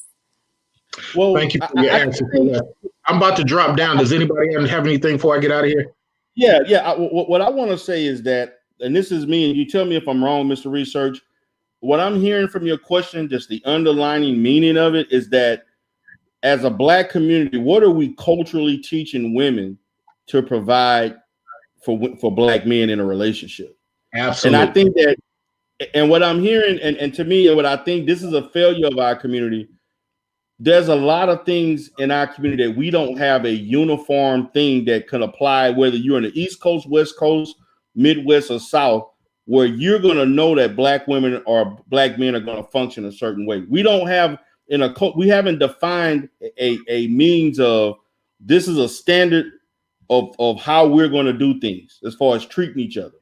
And I think that for a lot of Black women, and I'm not going to say all, for a lot of Black women, a lot of Black women will be hard pressed to say, in my home, I was taught if I'm going to be in a relationship, I am supposed to conduct myself in this manner and treat my husband or mate like X, Y, and Z. Right. Right. That's my whole point because like I said, for me, I prefer to go ahead and do something established but like I said, sometimes people they come with this energy and most of the time people who interact with me on my channel, they know I'm one of the most coolest guys, but it's like I can't deal with the disingenuous people. I don't attack, I just walk past it. I just get away from it. I can get rid of this big chested white girl who I just have sex with and this big chested Asian girl. They mean nothing to me. They're my friends. And I've already told them if I ever meet somebody with wife potential, I gotta cut y'all off. But until then, hey, it's gonna be what it's gonna be. Thank you so much for your time, you guys. I don't want to be Wait, guys, bro, listen, bro. I want to say, yo, you are a trailblazer. You are amazing. You feel me? Again, right? Don't ever get bullied off your pivot, man. You said nothing but truth on this panel, my brother. You are a trailblazer, man. Oh, hey, I never get bullied off the pivot. I brought the man as the prize to these YouTube streets back in '08. So, I never get that. It's just I do understand the women's plight. I really do. But I just feel like women have to be more cultural and more aristocratic about the relationships they claim they want. You can't come with the hood mentality or the almost hood mentality and deal with a brother who's defeating white guys mentally every week. I'm going up against white and Asian guys every week. I can't come home to somebody who is like, I got to do what Tiff told me to do. I got to do what Celeste told me to do. Don't you know my girlfriend said you probably, you know what? I'm good. Whoa! So listen, right? So listen. So I did not know you were a part of Manosphere, man. So I don't know too much about it, but from what I heard, they're saying like you guys agree with aborting the responsibility of the child if the girl has the baby without your permission. So again, I don't know. Let me be clear. Let me be clear. I am no longer part of Manosphere. Manosphere is a bunch of nonsense. Okay, and I'm gonna tell you why. Because, and this is the part that D. Darrell has correct. You got too many dudes within the manosphere who are not personally achieving at life. They just blaming women. And you can't go through life just finding a soft target. You feel me? Go be a manager, go be an owner. That's the key to life. But you can't do it from just punching in. And when you hear a lot of these dudes, they on their second marriage, third divorce, all this type of stuff, that's not success to me. You know what I'm saying? And if you are with somebody else, like a couple of dudes over there with Asian girls, then you need to talk about how you bonding with your Asian brother-in-law and y'all building a business, not just keep talking about black women. It shouldn't be that way. And that's why I had to leave it alone, because it's all entertainment now. Ain't nobody really, ain't nobody really doing. I can name 10 dudes who are really winning. You know what I'm saying? Everybody else is just coming in the circle jerk. So no, I'm not part of it. Again, sorry for the derail. Sorry I ran Tiff away. She seemed like she got scared to talk. So my apologies. All right, Mr. Research. Appreciate it. So what's up, Poetic Flock? What's on your mind, man? Oh, damn, he went out too. Okay. Any response to that, Celeste? So what he just said, I do agree with what he said about the whole premise of the manosphere. It is for entertainment and woman bashing, because when I do hear these men talking about getting with women of other cultures, they're still not improving themselves. They're basically, bringing women over into the U.S. in, I guess, a higher level of poverty than the women were in their previous country. They're not building international relationships with, their in-laws or anything like that. So, I mean, it is pretty much, still about bashing Black women, because if you're with a white woman or any other woman, like, why are you still talking about Black women? Unless you're about to set up some program to help Black women, I don't see the point in them still talking about them and Black women's problems. I want to. Those I guys want are to. suckers. Oh, go ahead, brother. Sorry about that. Go ahead. So I want to put it out like this, and this is from what I've been seeing. Looking at the dynamic, people with certain types of advantages in life will take advantage or capitalize on other people. Men who have the money to flex will flex and doggone grab whatever is attainable, whether it be a young shawty or whoever it may be. They will grab onto that type of woman and literally want to flex. Hell, now we're seeing it with the women. They are now grabbing young, strapping lads or whoever they so choose and flexing with them, saying, "Look at my man. Look what I got. Look what I bought for him. Look what I got him doing." And they will son that man. Now the dynamic has drastically changed because now you're seeing it where these types of men are doggone. These types of men are fine with doggone their woman. She getting the play. She doing X, Y, and Z stuff like that. Now those type of men, those type of women, they feel like okay, that's all good and all, and yeah, that's fine.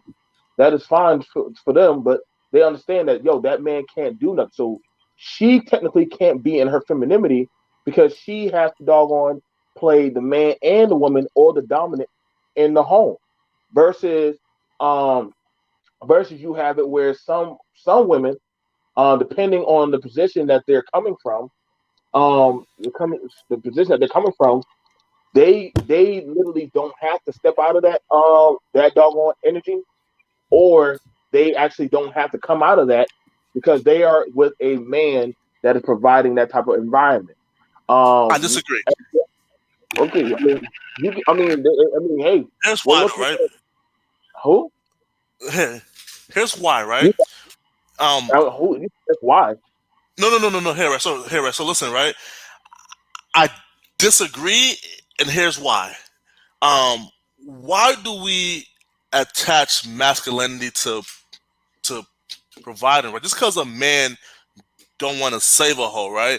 And he rather receive, the monetary gains. Why can't he still be masculine and rule his household? Right, but we're Okay. talking about Wait, that right there blew my mind. okay, hold on. Well, But Poetic Flocka, let me ask you this question. hmm Okay, now you are a second generation Nigerian to this country, right? Um, no. First So generation. I wasn't born here. So my son will be first generation, but Okay, I so did come here pretty early. see, my question to you when you say that is right. what does your tribal cultural as far as your tribe of origin, what do they culturally teach men what manhood is? Since you coming from that perspective, is Yes, that right. in line with what your tribe teaches you? No. Here, right? No, right. So here, so like, Wait a minute. So hold on. So uh, Exactly. I'm trying to figure you this want to out. talk something that's not consistent with your culture? again, again, right. Here's why. Let me respond back to that, right? So, Okay.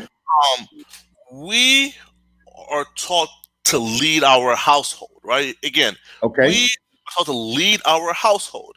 But however, I would never tell my son that in order to feel like a man, you have to save a hoe, and you feel me, and you have to somehow be the provider. Hell no. Listen, yo, if there's a hoe that's trying to trick on you, you feel me, and right, and a spend on you, and she wants to be the provider, let her be that. But however, you never give up your place as the leader of your household, right? And all she's doing is bringing in money to facilitate the household. You are still the king. You are still the leader. Don't ever think that you have to save a hoe and provide for you to feel like a man. That's not true. You feel me? And those ideas of like masculinity, man, like it's really antiquated. You feel me? Oh, that's out the window now. Like now, right now, women are providing, but however, alpha male will always be an alpha male, no matter his circumstance. No matter his circumstance. What? Yes. What you care? Hold on. Nah, I gotta disagree with that, brother. Gotta disagree with Okay, that. I feel like he Now, you just came sounding here like to a red- derail sounding the like a whole red- conversation. No. Don't ever Oh, How do listen, we man. even get on that? Okay, poetic flocker. Yes. See, okay. Again, I'm going back to your culture. Yes. What you just said is that would that correlate to your culture? No matter what. So you mean to tell me in your culture they teach men no matter what you don't necessarily you can still be masculine without bringing shit to the table. Again, right? Who I've said never that? heard. No. See, no. That's not true. Listen, right? Who said that man isn't bringing shit to the table? Listen again, right? Reverse the table, right? She's at home and like he's providing, or you gonna say that she's not bringing shit to the table? Okay. What? Right? So again, he can still bring a ton to the table without bringing money to the table. Okay. Right? So again, here, right? Listen, right? And he can still be an alpha that's responsible for taking care of the home, the kids, cooking, cleaning, right? Finances, right? But all I'm doing is bringing in money. He's still running his family. How are you running? Okay, so how are you running a family? You can't put down your name on a lease. You can't put your name down on getting a car. You can't really do nothing. But the woman got to do everything, and so she's pretty much backpacking you. So what is she? So if another man come by, he can outflex you and say, "Yo, come on my program." She ain't got to do much. He ain't got to do much, but just outflex you. All you just doing is providing dick. Hell, that other man can do the same thing and literally just take your. This is why black men. This is why we always get overtaken, man. It's better no behavior, my brother. Get away from these conversations, man. Y'all are hurting y'all. No, here, my brother, right? Listen, my brother, right? Listen, right? Again, bro, here, right? Here, so, brother, no disrespect, right, brother? Again, no disrespect, right? I got love for you, my brother. Again, I got love for you, right? No disrespect, but that's a beta male mindset, my brother, right? Thinking, yo. Okay. Hey, right? Thinking, yo, I have to have money, and I have to take care of her monetarily and trick on her for me to be the alpha, and that somebody else money. Can I ask him something? Where am I now? Where am I? I'm the alpha because I'm an alpha male in my very being. No man can come and take my woman. Why? Because I'm an alpha, right? I'm providing things. Listen, right? You got it, poop. You got it, flocker. You got it. Okay, hold on. Let's want to say something. Hey, I just wanted to know, what are you contributing to this discussion that we're having? Sure. Hey, right. So two things, right? I came here to discuss Kevin Samuels, but I was responding to I don't know who was speaking. Rather, it was BMT and Red Pill, and he said something about bum ass men, like living off of women, and then I simply responded back to that, and then from that point, things derailed, right? But I came here to Kevin Samuels. Okay, so I'd just like to know, what do you have to contribute to the Kevin Samuels and the age gap conversation that we were previously having? Be nice to Liz. Be nice. No, here. So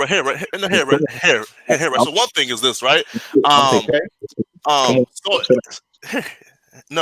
So Kevin Samuels is often given a bad rep, right? And I'm just here to defend Kevin Samuels, right? Okay. That man is one, a trailblazer, two, a staunch feminist, and three, right? He's just all the way real.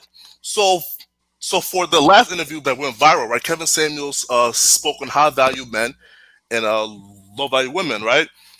So currently in like our present society, right? Like we have somehow tricked women into thinking that a pussy has value. and that's not the truth at all. Pussy has It zero does value. have value. Men pay No. for it all the time. Yeah, it's just some What you value to talking it if about? you're gonna Nah, pay. like, come on, man. Come For on, what? man. The What? marketplace $40, is $40 not on the the value. $40, right? Nothing What? here, right? Is pussy Okay. has no value to, again, a high value man, right? So right, It does. how? Because they pay for it. No. Again, bums, bum ass So niggas, that right? ain't Who can't get listen, you're not gonna pay for ugly something ass that's not bums. valuable. Listen, right? So Ugly ass bums for pussy. what are you hearing from Kevin that's different from like, because it sounds like you're talking different, but Kevin was talking about having jobs and you know, you got to have your money and have your stuff together, but you're saying you don't need all that. So what are you bringing that? Here, Okay, so That's I'm why I trying to asked him, what is he right? contributing to the conversation? Here, Because let I'm me just just not, I'm not again, getting it. right? Address again, right? Address for that like Okay. interview, right? So Kevin was given a bad rep, like, because folks I thought, yo, Kevin Samuels was being mean, evil, and cruel. No, bruh. She was a delusional woman, right? She somehow thought that, again, due to her rankings in like her little environment, that she was entitled to a high value man, and you know, that's not the case, right? Kevin Samuels is a simply teaching proper pussy management, right? It is go after. No, listen, right? Okay, so he didn't, It's obviously he right? did not come to Right? contribute to the Right? conversation, as we can all see. So How? I think we can pretty much move How? along. I'm speaking on Kevin Samuels, right? No, You're Okay, speaking on let Kevin me. right? Samuels, but you're Yeah, not Kevin speaking on the Samuels, right? topic. Poetic. I speak on Kevin Samuels. Listen. red pill. Listen, I'm right? don't mind That's me. my guy, right? That's my guy, right? Listen, Okay. yo, Kevin Samuels did like nothing wrong, right? He he trying to save her unk, right? You feel me? And like again, beta males, bitter women came online and tried to attack that man for no reason. You know, like that's just not Okay. cool, bro. What did he say?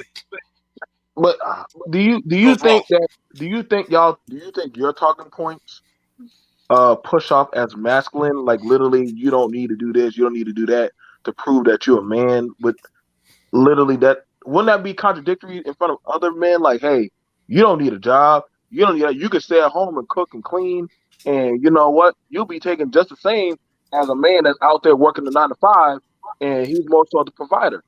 How would that transfer the same energy of masculinity? Mm-hmm. You know what I'm saying?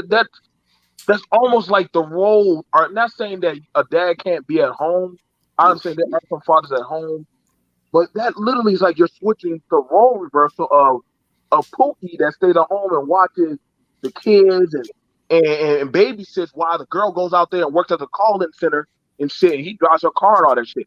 Are you saying that guy's an alpha because he's living off of the woman's wages and stuff, but he's at home dicking her down? Is that literally? Is that that's the alpha? Here, so then what you're doing is trying to minimize. Ooh, No, gosh, Hold on. You gotta answer the question though. what? I wanna. Nah, no. Fuck no. Listen, again, right? A bum ass nigga who's like it. Minimize it. Chewy, You said, listen, right? that You was Why said, can't you listen, answer the right? question? No. Listen, right? You said driving around her car. doing nothing, right? And what I said was, yo, I didn't say not doing nothing. So what I said is this, right? Right? Is yo, elevating her consciousness, right? Handling the kids, handling the household, right? You feel me? Again, right? Leading her spiritually. Again, right? There's other things that you can bring to the table other than money, my brother. No. No, I gotta disagree. This kind of sounds like some like pimp talk. You know what I'm saying? You know what I mean? You just spitting game, and you not giving her like I know what you're saying, bro. But you gotta bring some resources to the table, bro. Like you just come handed and be like, yo, yeah, maybe tell you about life, woo. But you gotta give her something for like a house. You gotta be offering something more than that. Red pill. Red Pill, how often do these women, after a while, man, they're gonna be like, "What do I need you for? I'm gonna find somebody else that's gonna do." Exactly. Exactly. Once they get that from you, they be like, "Oh man, this dude got a car, he got some money. Yeah, I'm be on the side with him." That's how it's gonna play out, man. And they I hear what you're saying though. You remember, brother? Here, right and here, right. y'all be What's right more out there on valuable, Christmas brother? Eve. What's more valuable, right? Here, money or knowledge? What's more valuable to you? Nigga, I can buy the you know what? You No, know Is what? that money no. or wisdom? Yeah, right. Money or knowledge? What's more valuable? Knowledge can bring you money, man. Knowledge is more valuable as Hands. long as that knowledge Exactly. as long as that knowledge can turn to money also. Hold on, Exactly. so you feel like you can go into a situation with no money, no resources, be like, "Hey, I'm just squatting at your crib," and like, but I do have knowledge though, but you don't have anything to bring. Listen, You just have knowledge. You This know, is- I want to ask Poetic a question. So, in terms of value and, you Yes. know, however you want to measure value, would you think that a single, in shape, healthy, average looking, high earning 35-year-old woman has a better chance of settling down, finding a marriage mate, and spending the rest of her life with somebody than someone who is in their 50s, has health problems, twice divorced, and some people may view as not all the way heterosexual? Who do you think has a better chance of That was low. finding a mate to settle down with? The first option, of course. Okay, that's all I wanted to know. But But again, you do right? understand you're going against your own positions because Oh. that basically was the example of the interaction between KS and that lady, because she was the 35-year-old, size 3, average looking, or some say below average looking, a 6-figure lady with one child that's not married. Here, bro, she's a 35-year-old, Yeah, she was 35. right? And the second She's person was 35. like a 50-year-old woman with health issues, who's not all the way heterosexual. No, How's that Kevin, yeah, person that's more Kevin. appealing than The second the one was 35-year-old? a 50-year-old Yeah. man with health issues who may or may not be heterosexual. That's what I said. Oh, okay, yeah, right. So again, right, but like, what's his income, though, right? You never told me like his No, income and none of those other status. factors matter. Just based on the factors that I gave you, based on the description that I gave Yeah. you, you told me that the 35-year-old woman would have a higher chance of Yeah. marriage and settling down with someone for the Facts. rest of her life. The facts, yeah, yes. So Okay. Uncle D, how does that factor into what Kevin Samuel says? Because right, like, because the 50-year-old guy. Because that represented Kevin Samuel. That's the dynamic that represented Kevin Samuels and the lady. No, right here, right? Because again, right, listen, right. If you bring, right, a 50-year-old man who's again, right, like not so heterosexual, who's a millionaire, he's more, huh? Kevin Samuels not a millionaire. He's a 6-figure man, multi 6 figures. How do y'all know? Since when? Since when? Huh? Like, where y'all pulling up? Since when? Hey, guess Come what on he now, says? the man is a 6-figure man. Like, Since come on now. when? Hold on, no, he's not. How you know? You got proof? You never Because show he can't proof. even. He can. I can tell you why I know. You want me to answer that question? Yes. Number one, the reason why. Number one, he doesn't have a legitimate business. He cannot clarify or show any substantial documentation. Why do he to have show to though?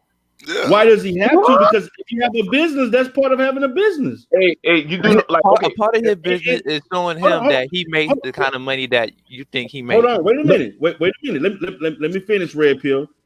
Though, number one, that also the fact of the matter, these numbers that Kevin Samuels is making this year was not conducive to the numbers that he made in the previous 4 or 5 years that he's been on YouTube. So do Kevin you know how much money he make with his clients? Huh? Do you know how much money he make with his clients? How many testimonies you heard? I can't tell you that. Bunch of millionaires, though, bro. Like, what I have heard is people that want their money back. I know several people that wanted their money back. There's a lot of It's people the who have both of them businesses money who want back, their money back. Yeah, I mean, the way he talk and present his information, like even with that lady that we were talking about, right? Who he said she'll die alone. She'll probably want her money back. She wouldn't want like the answer that she got. So when it comes to that, I mean, it really depends. Now, Well, hold it's on. because he's not good at his job. He didn't give her any He type did of give her practical the counsel. information. No. Hold on. what? So hold on. So let's click at this. D. Darrell has shown his business. I have shown my businesses. Like most of the time when people are business owners, they usually don't have a problem showcasing their businesses or what they do. So that way, and then mind you, you can also, it's also public access. Like you can pull up in our state, like LLCs and stuff of business directories with the state with the commerce. Like we have to file. But when you look up certain stuff with other people and you can't find nothing, then you start side-eyeing like how you. There's no way you're making shit. Being honest, you never showed a bank statement before, though. Did you make it live and show a bank statement? No. Hold on. Let me show you. It's not about that. When you start making certain amount of money, bro, you got. I'm sorry, man. Yeah, you got to start showing shit. You got it. Yeah, you got. I'm sorry. So man. who's the niggas? So not niggas. Come on, man. It's public knowledge. No. He's a designer. Listen, right? Nobody is obligated to show you anything. Yeah. No, guys, you're missing the point, guys. What he's saying is that I think y'all are getting way, way off topic. The whole point is Kevin Samuels has a higher chance of dying alone than the very woman he told that to. Because if his preference is 25 to 30-year-olds, yes, he does have a higher chance of dying alone and more likely dying broke. Because he's rich and the handsome. chances are That's true that too. their relationship will not last beyond 5 to 10 years. And who I says? feel like a lot of people. So in essence, he was projecting on the young lady. No. He's clearly so evident why she would die alone. 1 second, bro. Listen. Go ahead. Hey, right, hey, right. So again, no homo. Pause. No homo. Kevin Samuels is a tall, attractive black male who's 50 years old and rich with a very dapper style, right? Very dapper style. Again, pause. No homo, right? Pause. Again, very dapper, attractive, smooth skin, nice shape up. He's an attractive male who's rich. Again, Kevin Samuels. Listen, right? Kevin Samuels is and was a celebrity dresser. Feel me, right? Yes, right? Again, right? A stylist, a celebrity stylist, right? So, meaning, there's no, business to show. You know what? Kevin could probably be a sugar baby to like a governor or something at best. He's come not. on, man. That's not fair to that man. Yeah, I don't see him doing anything beyond that. He was a sugar baby? You say he was a sugar baby? I can definitely see him being a sugar baby to like a politician or something like that. That's about as far as I'll get. Come on. That's unfair. Come on. How can you? Come on. That's unfair to that man. That is not fair. So what you're trying to say is he's going to die alone before a woman who got one kid, who is like 35. Yes. She's like, to me, she like a 2 or 3. She spared her. Ugly as hell. He spared her. I found her Facebook. She's ugly as hell. Y'all tripping. Come on, you being this. She wasn't that bad. Come on, Red Pill. Nah, bro. You tripping on me. She was ugly, You gotta pay me, bro. What? Yo, go to her face right now, please, yo, Now, hold on. Now, the thing that's crazy about So it's crazy because usually most makeup artists or stylists, they usually be like bragging off and showcasing the people that they style and they do stuff for. Like they'll like, I do hair for Meg Thee Stallion, or I do hair for Cardi. Like that's their resume, so that way they can do other people's hair. Who has he styled? Like, you got to tell me who he's been styling, because those are struggling niggas. Listen, What? Again, right? Those niggas are struggling. Kevin Samuels is a high figure, Here's 6 what it plus is. assistant When earning you're nigga. when you're selling the type of content that the Black manosphere wants to hear, We offer. i.e., embarrassing Black women, you don't have to show any proof. You don't have to show any credentials. You could totally make everything about yourself up as long as you're telling them what they want to hear. Kevin Samuels doesn't have to present any proof whatsoever for these men to keep paying his bills. And that's just what it Okay. is. Y'all act That- like he okay. get all these donations. People barely Yeah. give the He man do. money. Like he have to stop the show. Hey, drop some bread in the chat right now. Like, come on now. Like y'all tripping. Listen, bro. Kevin Samuels' audience is niggas. So like, that's how you know Kevin Samuels No, it's more than don't that get now. them donations, Not bro. Niggas anymore. don't Not donate like that. anymore. Come on, man. It's women all over the place now, of all races. Hey, Darrell. Hey, Red Pill Finance. Hey, UMT. What? Hey, Oh, yeah. uppity. What's going Hey, on? Uppity. My God, wait, who? Hey, Red Pill. Boy, How you old are started, you? you started stepping real bad, Flocka, when you saw that picture, boy. God damn. Red Pill. How old are you, honey? I'm 22. You're 22. Okay, Age. the reason I'm asking you Same is age, bro. first because I knew you were a baby, and also because when you said that you Yeah, found I'm that a woman man. who's Thank you. 35 to be like a 2 or a 3, it's normal for you at your age to not be that attracted to a 35-year-old woman because you're so young. So you would find a woman to be a higher level who is maybe in her teens or 20s, around your same age range. I disagree. Even if I was 50, she'll still be a 2 or 3. Okay, well, Come on, all Red. I'm Real saying is nigga, that- man. Real nigga. Red Pill, a real nigga, man. Red all I'm Pill, saying is right? that, for example, I was a school teacher for about a decade. I do not expect teenage boys to feel about me the way that their fathers do. There's a You'll be difference. surprised how I used to look at my teacher. Talk your shit, man. No, I'm saying I definitely had little boys who had crushes on me or whatever, but at the end of the day, I do not expect children to see me the way grown men see me. Am I not a grown man? I mean, you're 22 looking at a woman who's 35 and has a kid that's closer to your age closer to your Can age. every man in the panel rate this woman from 1 to 10, please? Your She brain go isn't too, even bro. fully developed until 25. And I think we Well, kind of y'all- And that's discussed the that earlier. prefrontal cortex as well as the occipital Like lobe. every time I I hop wouldn't on a expect panel, you. people trying to use my age against me. I'm Facts. smarter than most people here. Not me, Red. I don't. Listen, bro. Listen, right, bro. Listen, Here's the deal. listen, right. There is something to be We said are the for same age, age, though. bro. Like we aren't smarter than And these we're people. having basically a grown folks conversation. So I think that anybody who is under 30 or 35 is going to kind of have a very different perspective. Like for you, this woman is an old lady, but for somebody like, because hear me out, my partner doesn't think she's attractive at all. And my partner's a decade older than me, right?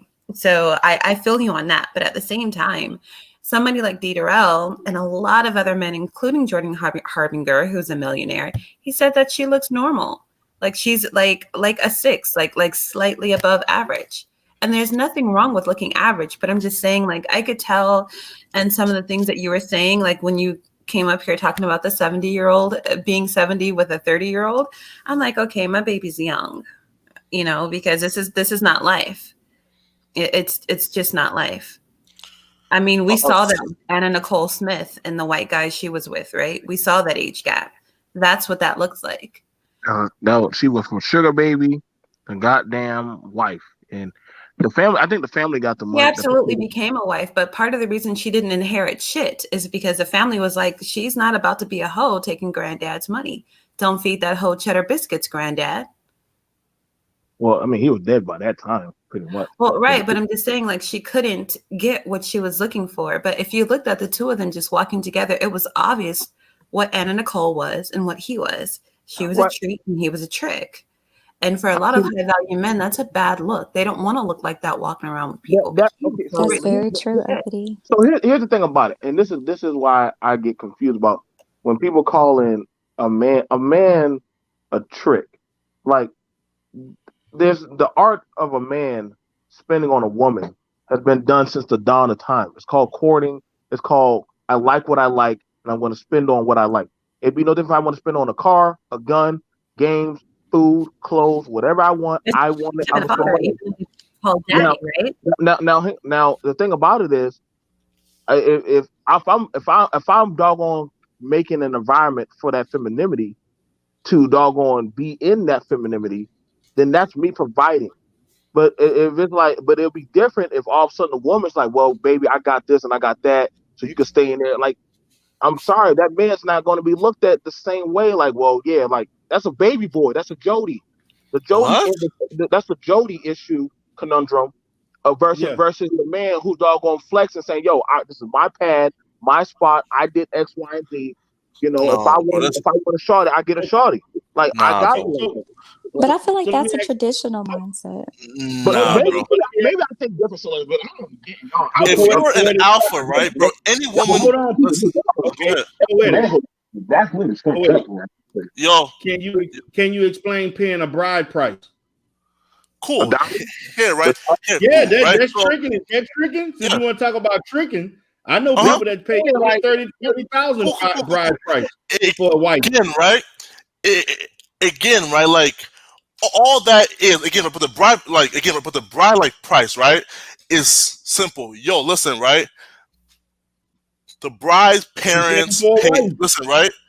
Bride's parents pay for the wedding, right? So bring your bride price, you know, it's about, you know, yeah, you know, here's 20 grand, right? This is how much she's worth, right? But all they do, bro, is turn around and take that bread, right? And put it back into the wedding. Feel me, right? Like, so, again, right? If you are an alpha male, I'm talking about you are an alpha male that's like operating on Christ consciousness, right? Females will automatically submit and be feminine in your presence no matter what her status is on the hierarchy of wealth, right?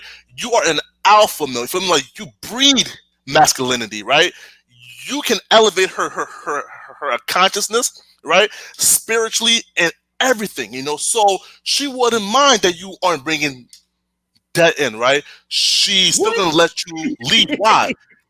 Because you have Christ consciousness. You feel me? So again, beta males, right? You gotta bring some things to the table. I agree with you. Yeah, your knowledge.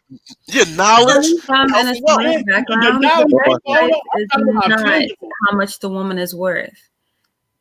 Because if you were to murder that same woman, you would have to pay millions and millions of dollars, right? If you wanted to not, you know, be murdered back, right?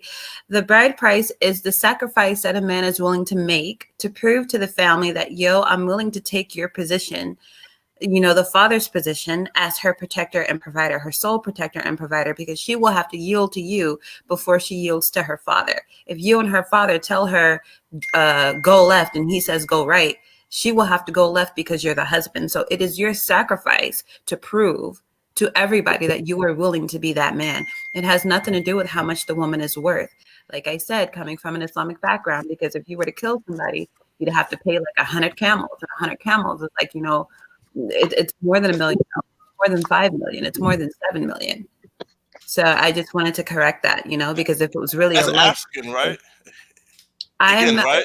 This is Islamic, so this goes from Africa to African men, though, right? Here, right? So again, right? It's definitely how much you worth, right? Why, right? Because listen, right? Again, in my culture, a virgin is worth more. You feel me? A U.S. citizen is worth more. You feel me? Yeah, I feel you on that one. It's worth more, right? So it's definitely based on her value. But hold on, Flocka. But men be coming over to your country and buying your women and bringing them back over here. So, I mean, I don't get that. Like, how they going over there and doing male brides all the time? I did a whole documentary on that. Those are beta male sins. Listen, it can't be based on her value, because if you murdered the same girl and you were caught, you would have to pay millions. Hey, you better go check on that. If you murdered the same girl, because we're talking about a person's value, because human beings have intrinsic value, just period. It can't be based on her value if you give her a $20,000 bride price, because if you kill that same girl based on value, right, according to Islamic law, to kill a person, you would have to pay 100 camels. And if you go to Saudi Arabia right now and look at how much one camel is worth, some are $3 and $4 million. So you'd have to pay 100 camels for killing somebody, or the family could forgive you, or the family could just fucking kill you. It could be an eye for an eye. Right? It's Islam, but Islam is all over Africa. It's all over Asia. It's all over the Middle East. All right, but you're a Nigerian. And how many Muslim Nigerians are there? We're way off topic. Okay, so right, as for my culture, like we not Islam though, so like we don't know like how that works, right? Okay, so then that's a little lesser of a thing then, because if you guys think a woman is worth $20,000, I can't relate to that at all. Everybody has a life that is worth more than that. But if that's what you guys do, what are you, a Christian? Are you Yoruba? Are you Hausa? What are you? Oh, okay. Igbo? One, I'm not doxing myself in. Okay, because you can't say what he is. You feel me? Yeah, he got enemies that would want that information. So no, you fine with that flock. But the thing about it is, listen, man, when it comes to running a household, in the eyes of the world, there's either you're going to be a provider or you're going to be a nurturer. And we're looking at it right now. Black men. So black men, we're trying to get on the center stage to compete. The mark of how they look at us as not men in the home, or we're not providers, or our women on food stand. These images that they put out there, versus our own people saying, "Well, you are a beta or you're a simp because you're paying for a household. You are literally providing. You're doing X, Y, and Z." That's called you're ensuring your legacy. You're ensuring your legacy. I think that's why I said I don't mix up my traditional thought of how I think versus how people talk on YouTube, because we're not on the same frequency of talking points. That's why, like I said, these things baffle me when y'all start talking about all this other shit, because I'm like, yo, dude, what does it have to, like, that's why I said when Kevin Samuels talk, me as a married man or D. Darrell or any other man literally gonna ask, so what's your resume? Or like how you've been running a home. And if it don't match up to the criteria of how we've been running our home, then I don't understand. It's like y'all going to Neverland. Y'all, how do you? Because a grown, high value man would do what D. Darrell and BMT has asked. That's why we were saying, like, it's no offense, but we could tell you guys are 22 because you guys don't even require, you guys aren't requiring vetting of Kevin Samuels. Both of these men, like, we've been to LinkedIn, Poetic Flacco and Red Pill Finance. This guy has no resume. He has nothing online. His website is broke down and busted and doesn't barely work. I have people who could help that man out. Like, the resume is not there. The qualifications are not there. He literally is a man who sat in a suit and said, oh, I'm this person. I believe that his channel is what took him to the realm of high value men, because before he popped off like that, he was just showing off cologne. He was allegedly somebody's butler. We know where the hell Kevin is from. It's not that hard to find him. Making money. You guys know anything about Divine Nine? You guys know anything stay about pocket watching, like, yeah, bro, like it was so crazy to me. Right? But Like, my thing is, like, see, this is what you would call it as a 22-year-old, because that's not even pocket watching. Pocket watching is somebody's in your chat and they're super chatting the hell out of you, and people are, you know, trying to get that person, whatever. But this isn't about pocket watching. This is about a resume. Who are you to be able to say what you say?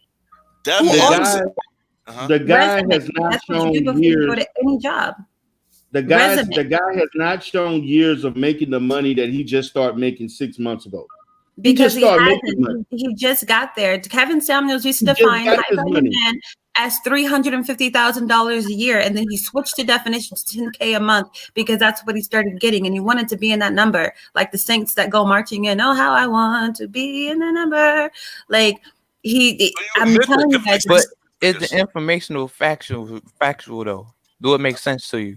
Well, no, it doesn't, because high value men are marrying average women on average. So he's telling women they don't.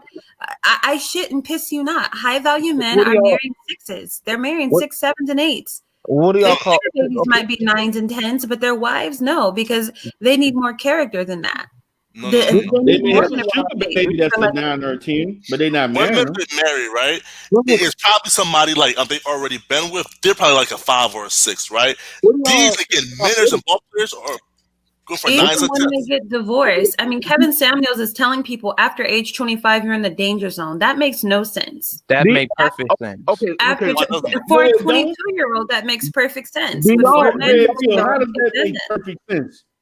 Do y'all not hear yourselves? So y'all talking? I mean, sometimes everything and there's a baffling insanity rippling through. Like, so are y'all going up to Big Mama and saying, "Big Mama, you a 3"? Are y'all walking up to y'all mama and saying, "You ugly as shit"? Are y'all going around? No, Nobody is Exactly. doing that. and waking up like, Exactly.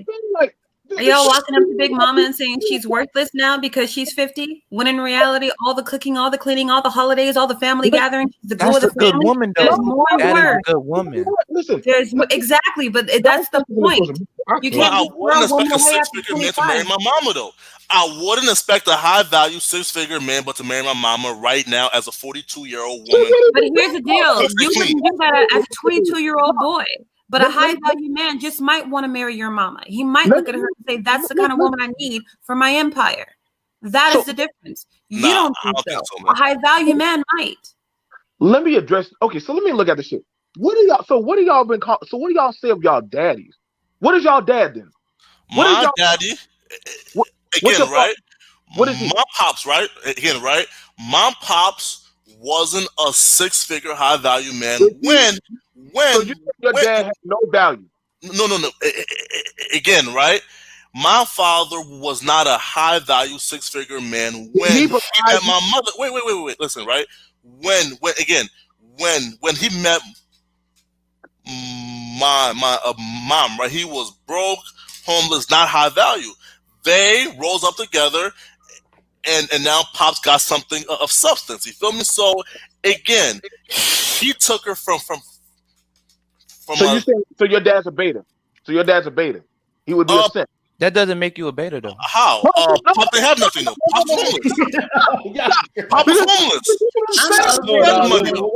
Y'all do understand that the whole purpose of them coming up on the panel. Y'all talking about your own family like and shit. So and that No, I'm going off of Kevin Samuel definition of high value.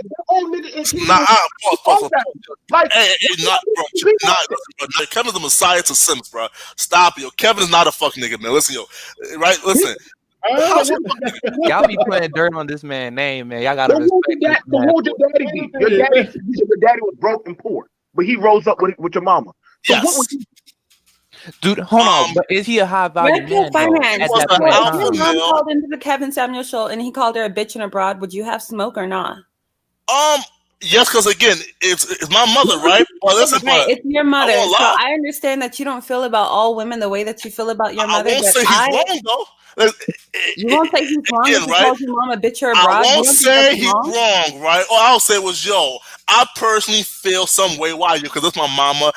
I want my 5 minutes, but I'm not gonna say, yo, Okay, he's that's wrong for alarming. saying, yo, mom, you're not about to find no 6-figure man being a 42-year-old average No, looking it's woman. not Thank even. you for It's what not it. even You gotta that. be a realist. It's not about terrifying. I'm just saying the language that he uses because here we have our little brother, Red Pill Finance, asking us to put respect on Kevin's name when he's always playing abusive sounds, slap sounds. You bitch, you broad, get the fuck off my show. This is how he talks to It's people. a So when show. It's people have smoke entertainment. for that.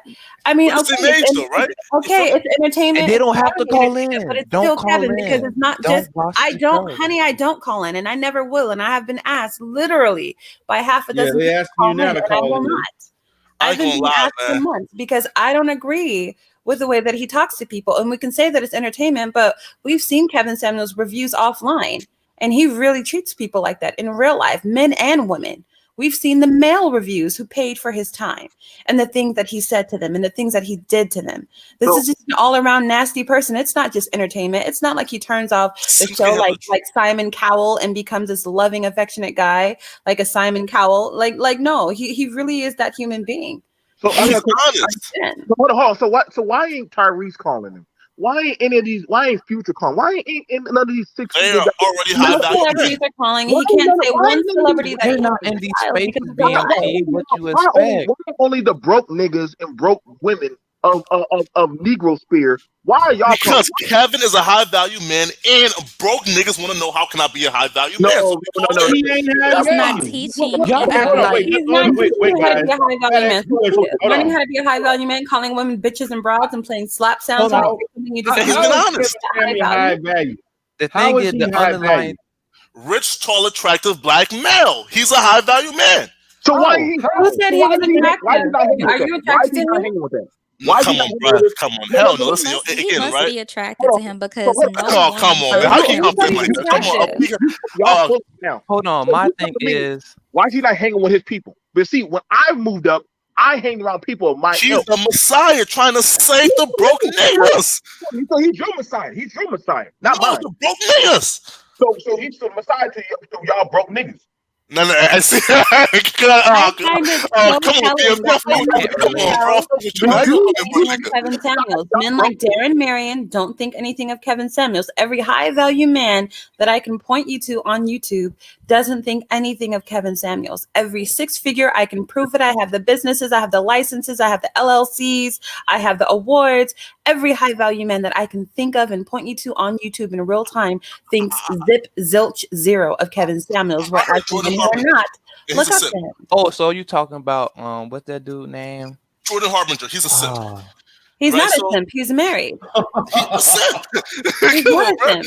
Come on, he's a simp. But listen, yo, here, He's in listen, a right? respectful marriage with a definitely. beautiful woman who I has know her she was own ugly, but resume. Jordan Harbinger called her a 6. I know she, listen, bro. Jordan I called her a ugly when six. a simp She's called her a a 6. 6. A simp called her a 6. She's a 2. Understand, she's a size 3. The average American woman is a size 14, 16. For her to be a 3 puts her in a category of women that She's is in slim. minority.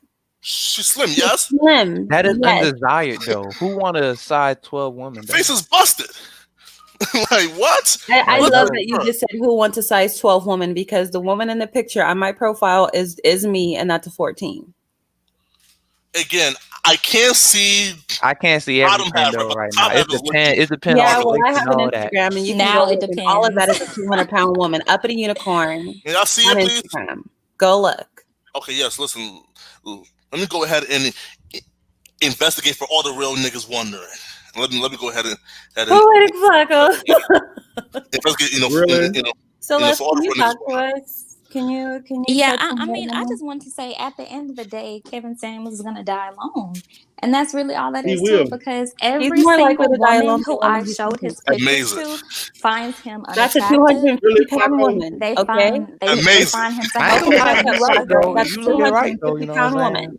woman. and the fact that this young man just sat up here and said that Kevin was tall and handsome, like what? And you know, it's just crazy how all you have to do is put on a suit and glasses and have candles in your background to impress That's all young you black gotta men. do. That's really all it takes. That's And it's very sad. simple. No, Very she's elementary. thick. She's My thick. thing Listen, is, yeah, she's thick. She's not fat. She's thick. Hence, she's men thick. want It's her. different from I'm damn you near don't 6 have a feet gut tall. though. That's the You're difference. thick. It doesn't matter. It's still a It size does 14, matter. honey. It's what I'm trying to say is that a lot of people who wear size 14 don't have a gut. A lot of Instagram models, we wear the same size. We don't be modeling Fashion Nova. We be modeling Fashion Nova Curve. We don't look like Shway Celeste. Kevin Ashley. No, that's what I can say. I disagree with Kevin on that because I like my woman thick. You know what I'm saying? He personally don't. He want a size 2 or 4 woman. Because I he's just a don't want a little gut. man.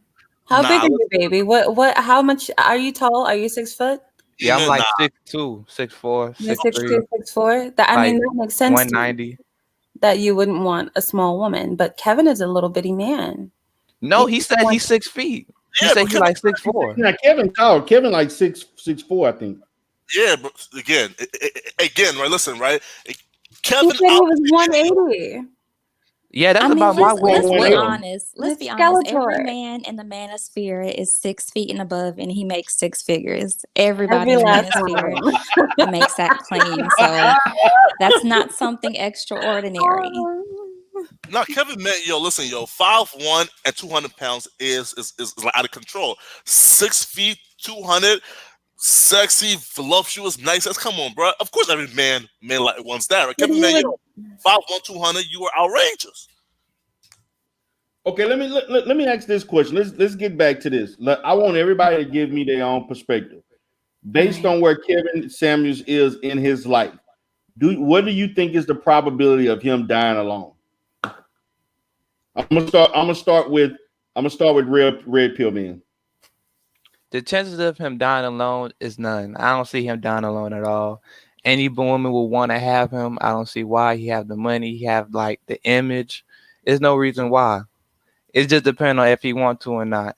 I mean, me personally at that age, if I already had kids, yo, I'm gonna be that bachelor. You know what I'm saying? But other than that, it's his choice.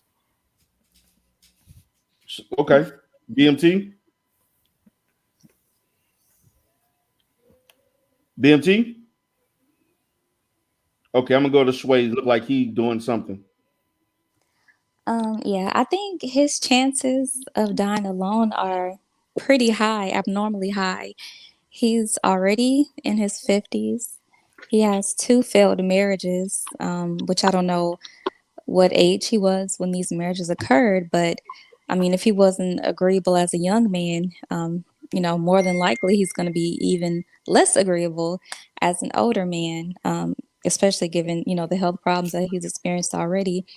He may be able to get a few sugar babies in the future, but he's definitely going to die alone. Sway Celeste, you just thought some. Any woman would love to take that offer. Any woman. That's not true. I'm telling you right now. That's not true. I'm Who's sorry, any man. woman? The dude had health issues, and at 50, he probably taking some Cialis. But I'm sorry, man. I would not. I don't know if a lot of young women gonna want that. Go Okay, ahead, so what happened? Did I miss something? Okay, go ahead, Yeah, BNT. I asked the question: what is the likelihood you think that Kevin Samuel will die alone? Well, he's up in his 50s and living in Atlanta, and we've seen the prospects of the women that he's with, and they look like little IG girls, so looks pretty high. I haven't seen him showing any kind of like success or pictures of legacy. I haven't seen him show anything tangible. I mean, you're staying up in a studio apartment, and we can probably already gross. And actually, I know where he stays at. I actually called around. I know he stays at. So the apartment, that kind of apartment, is not that much. It's like 11. It's like probably like 1,100. So, I mean, to be fair, I mean, Atlanta doesn't cost that much. If he was literally doing well like that, I'm not gonna lie. Most people with money that are doing very well, they live in houses, they live in houses, not in the city. They live outside. Like most people with money, they live outside of Atlanta. That's so that they can have their privacy. They can have their own type. You get what I'm saying? Like, it's not showing in the lifestyle. Like most people that have the money or they are of some type of notoriety, they live in certain neighborhoods outside of Atlanta, and he would be living there with those type of people and networking with those people, and he would be more so busy traveling and doing things. You wouldn't be here on YouTube. You would be on there doing shows with a T.I., a Tiny. You'd be bumping heads with hell, not even with them. You'd be bumping heads with Tiny's girlfriend that does the hair. Like you would be in those type of social circles. But Atlanta, my cousin, I can show you pictures with him at R. Kelly's house. Like, and who else? It's a lot of gospel pastors. He'll be like Tasha K. He'll be more like Tasha K. Right. Yeah. So all them people, because mind you, Atlanta is Black Mecca Hollywood. So you wouldn't be on YouTube. You would be with your family. You would be out there networking with other people making moves. I'm sorry, it's not being shown. You taking pictures at the mall and mind you, I watch the videos. He's in the mall. No bags. Taking pictures in the store. He's not. Most tailors or most stylists, they don't go to the mall to go get. They go to tailors. They go to actual fragrance stores like boutiques. I'm not. And you can ask the women. They'll tell you like if I had to go buy a suit, I'm not going to the goddamn mall. I'm going to a tailor shop. They're going to size me and they're going to fit me. And literally, if I'm going to get fragrances, mind you, a lot of y'all who say you got those colognes. Celeste, you saw why I showed you where the colognes are at. I'm telling y'all might, Yeah, if you don't believe me, go to Walmart. Y'all find the same shit being sold there. So I don't know why would you be selling the stuff that they sell at Walmart for $30? So a lot of y'all, y'all can say whatever y'all want to say. I don't give a shit, but I understand. It's like we're pomegranate talking with goddamn fruit that you get at the cafeteria, and it's not gonna ever mix. So y'all gonna let people live their dreams, let people live their fictitious stuff. This is why when other races or other people watch this show or watch these talking points, they're like, this is why we don't let the Negro talk about family to the rest of the world. This is what y'all are talking about. There ain't no fucking way y'all gonna ever talk to us about community and culture and what we need to be doing. Y'all niggas are on that kind of shit right there of an old dude and mind you, see, that's the thing about celebrities. They have no problem shaming Donald Trump about his failures, about marriage and stuff. That's why Donald Trump never talks about family. Because he got baby mamas and all kind of failures. You think the world's gonna listen to a man that has that many losses under his belt? No. Then you think the world gonna listen to a man talking about child support? Mind you, he was talking about child support. Mind you, his kids don't respect him. Mind you, his baby mamas kicked him out. Mind you, he got one of his wives from another marriage. So can't be that high value. Sorry. But in the world that I'm in, in the world that I'm in, that nigga is not stacking to a lot of the men. And a lot of y'all are average. A lot of us are average people. Y'all, there's nothing high about all these talking points, man. Y'all just making y'all look crazy as fuck. Pass on the Well, see, and that's the thing, BMT. I think some people, come into this space and join these conversations, especially people who are, not Black American. I feel like they do it to, do exactly what you're talking about, to make us look bad, to contribute to the dysfunction. Because, I mean, the things that I just sat up here and listened to on this panel are ridiculous. Like, I mean, you have somebody who's from Nigeria, knowing that Nigeria has a strong family culture, and they don't play that. They do not play that over there. But, and like I was saying earlier, the people who fail to meet society standards in their culture, they find refuge in the American Black manosphere, because there are no standards. There are no familial expectations. There are no societal rules that you have to follow. This is why they keep calling our brothers the trash men and cleanup men of the dating world. And I hate that as a reputation, because my man certainly does not qualify. Certainly does not qualify as, they say Black men take every other race as trash. And I hate that as a look. But things like this prove you right, Celeste. It proves the stereotype right. Hey, can I again just answer that question as to whether or not Kevin Samuels is gonna end up lonely or not?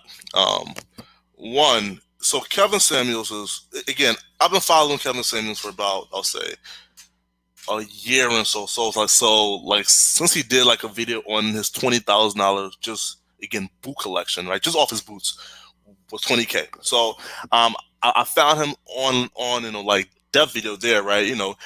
And Kevin is somebody who taught us how to dress, taught us how to carry ourselves, taught us what cologne to wear. You feel me? So Kevin Samuels was an intricate part into a lot of our lives, right? Why? Right? Like, because again, Kevin got called a faggot by Rude Imp. Wait, he got bitch slapped on Obsidian panels all the time by other men in the manosphere. So you've only been following for a year. Right? Go like 3 or 4 years back. 2 or 3 years ago. 2 or 3 years ago, the manosphere used to tease him. If JB does the but look at him now, though. He'll run. Look at him now. He'll run. I'm just saying, you got to respect people's origin story. The origin story matters.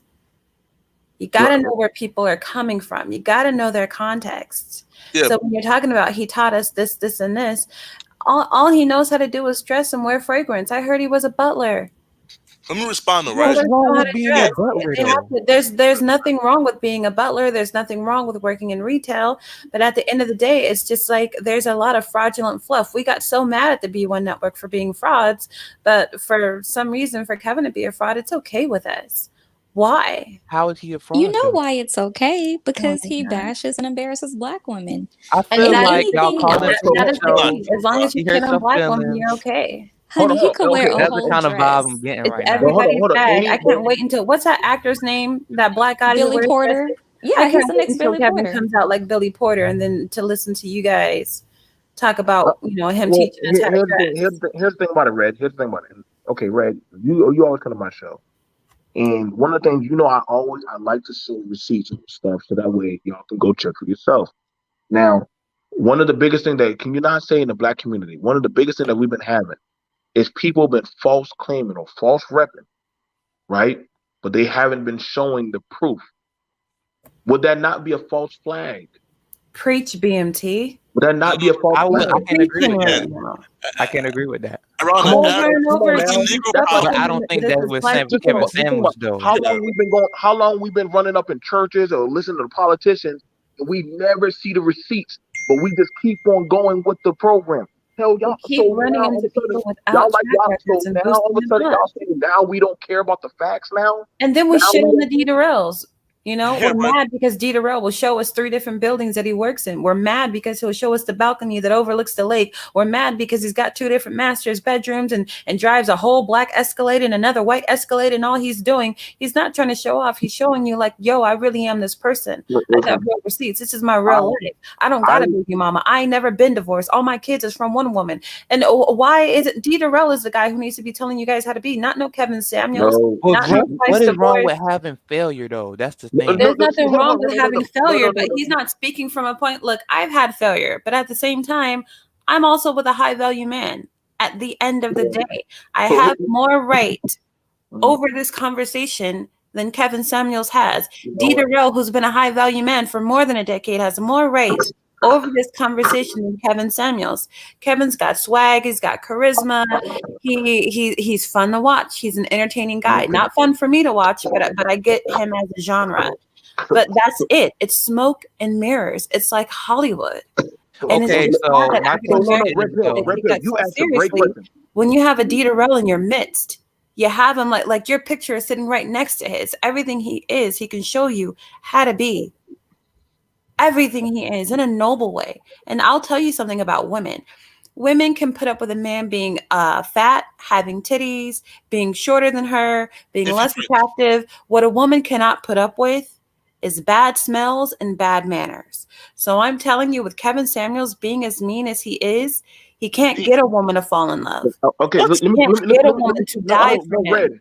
I will fight, kill, and die for the man that I'm with. die for Kevin No, Samuels. no. He can't get a woman to commit Red, on that level. Red, you asked a good question. You said, he's "What is mean. wrong with failure?" Now, I'm gonna show you this. I'm gonna show you this. This space does not want the truth. This space does not want reality. I've done. I can't tell me debates I have done. D has done. We have done. Different other people have done in front of the whole manosphere, and literally still be told we are wrong. I am a professional in multiple fields paid by the government. Over $7 million worth of investment in me. And I can tell people shit about politics and all kinds of stuff. Peter, how many hours of powers have me and you done did? That we've done brought lawyers, doctors, all kind of people from all type of people. You know what's crazy? It would be somebody with no type of skill or attributes or nothing to contribute towards Black society. And they will still somehow be more right and factual than us, the professionals. We can tell y'all how to get a business. That will probably be the least watched or viewed video. But let it be something about getting pussy. My God, that shit will get 190K watches. So that's true. I gotta agree. I seen it on your channel. I seen it. Now hold on, because we got a young brother named Red Finance, Real Deal Finance. He talks about finance all the time. That guy gets hardly ever watched. But let it be something about thought culture. Oh baby, man, the panel lineup. Let it be something about goddamn women and doggone any kind of negativity. Listen, man, we've seen it on both sides. This is why I just learned. This is why now I let y'all have it.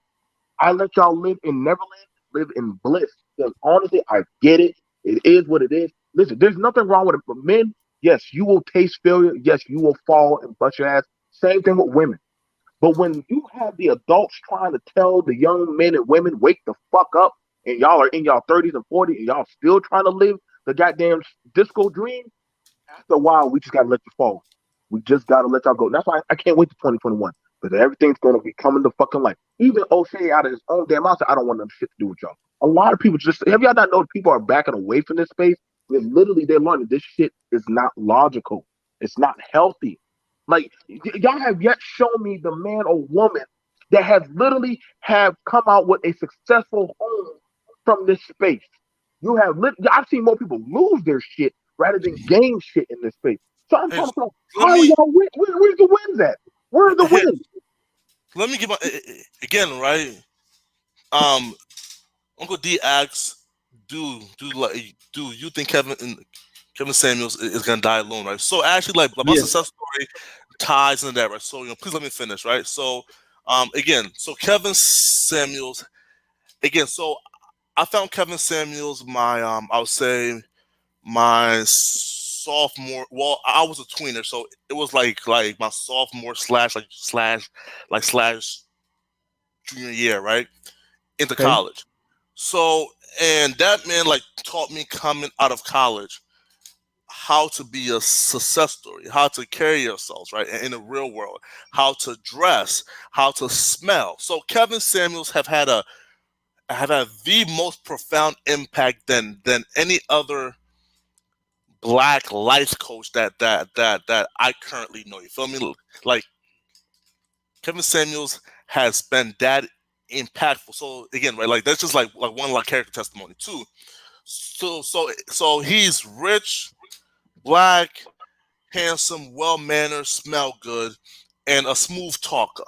So for us to think that if, again, right, no disrespect, but if our wives met You're up, not married, so you can't say our wife. Just say fine, right, fine, cool, right? Again, right? You let him call Kevin a smooth talker. Right? Well mannered. I let him have that. Let him have that. We also let him have handsome, but let him hang himself. Here, right? So again, right? If anybody has a wife on this panel, right, and their wife met them at the same time they met Kevin Samuels, chances are their wife will probably go down the Kevin Samuels route, right? That's the two. So for someone who's again that well off, that's successful, that generous, kind, just again a nice individual in general. But for us to think that they can't find a woman but to be with them for the rest of their life, I guess I don't understand like that logic, right? Because Kevin Samuels can literally get any woman he practically wants, right? For me, again, that's single, right?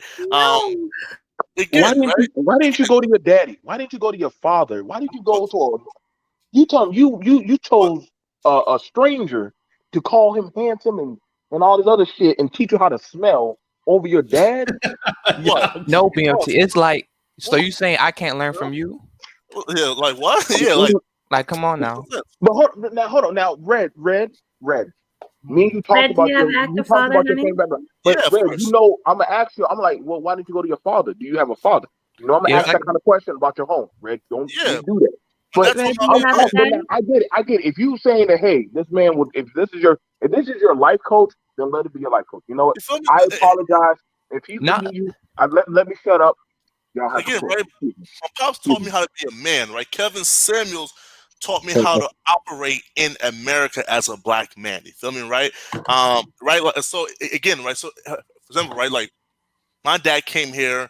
So like he left Africa and came here for about like 6 years. I had like a 6-year plan.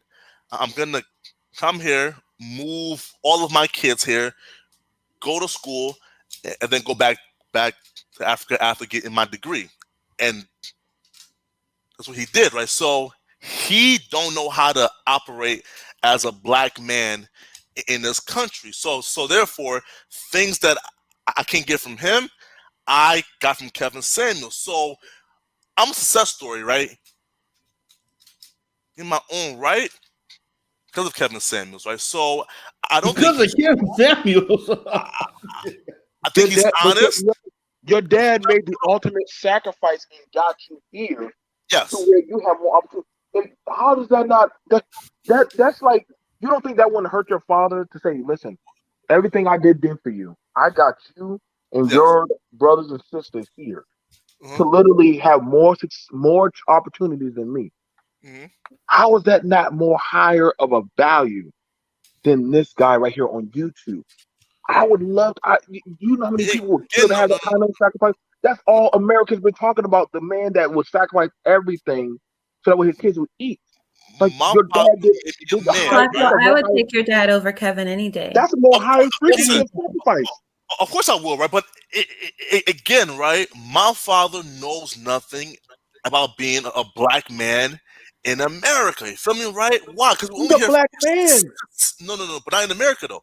It's He's an African, different. right? It's Bro, different. I'm telling you, bro, it's a totally different thing. But listen, right? So again, It's very different, but when it comes to character, I would of jump course, on your dad. of course. But listen, pause. Your dad has followed through. Your dad is a man who he said he Right? would do something. There's so many My people who come father- from Africa and say that they're going to go back, and they never go back. They end up staying here. The fact that your dad Yeah, did exactly what he said he was going to do. Of course, listen, right? Listen, right? No. I would take my father's character over Jesus. Feel me, right? So like, but we aren't speaking on like character in like who made you a man, right? Like I'm speaking on who Character taught- over cologne, Flacco. Character Yeah, over yeah, right. cologne. But listen, though, who taught black young men how to operate as black successful men in America? Kevin Samuels did, and Kevin Samuels has had the most impact on young black men than Because he can only be I gotta- successful I if gotta- more I black gotta- women get I him gotta out. agree with That's the Poetic problem I Flacco. have. One example What I has could he say done, is man? That's what I want to know. He hasn't done anything. one example I could say that Poetic Flacco is right about. Even with it was something I had disagreed with Kevin Samuels about, right? He was saying, "Oh well, you should cut your hair if you in like a business setting." Me personally, I wouldn't do that, but he was telling people this, and people actually gained from that.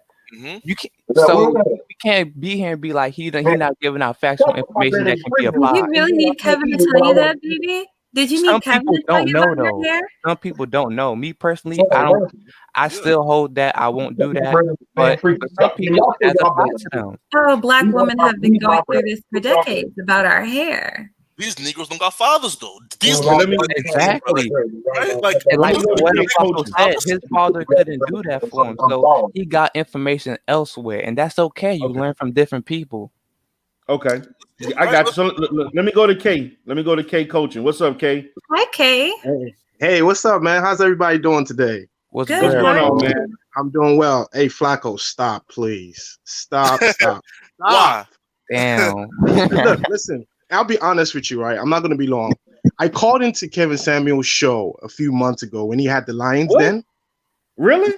Yes, I called into his show, and one of the advice he gave me was quit my job and go into my business full time. I laughed. I said, what type of advice is that? You didn't even ask if I had a family. You didn't even ask if I had kids. You didn't even ask if I had benefits. And that's when I knew that this dude, you stay away from. He is not somebody to be giving marriage advice. He is not somebody to be giving business advice. He's doing his business fine. He's doing his thing on YouTube. It's all good. But when it comes to real life advice and how to mentor young folks, black men and black women, he's one person you do not go near. If you see a snake and you see Kevin Samuels, you pick up the snake. Hey, right. So let me Hell respond, right? yeah. No, here, right. So, okay, so Kevin Samuels also told us that, right? But Kevin Samuels told, for example, right, me and a few others, right? Yo, listen, get into high ticket closing, right? And then he taught us how to close, right? But I had a stutter, so right, I couldn't close. So what I did was, I got into list buildings, right? Finding leads for small businesses and then reselling like those lists. That right there helped me to quit my full-time job. And like, I do that now full time, right? So yeah, it sounds crazy, but if he tells you that, but gives you like a blueprint, follow it. I'll follow it. Here's the But thing, he can't Flacco. keep doing it, Here's though, the thing, man. Flacco. You can't. I started have my a business business to in give a business 2017. plan. I started my business in 2017 without even Kevin Samuel's advice. I just called into the show because I thought they were actually investing into a business. And when I heard what they were saying, I'm just like, this is bull crap. You know what I'm saying? So I didn't even take him serious. So that's not one person I would not even take serious. And you're talking about, Kevin Samuel is as a person you learn from. Are you serious? Seriously, man.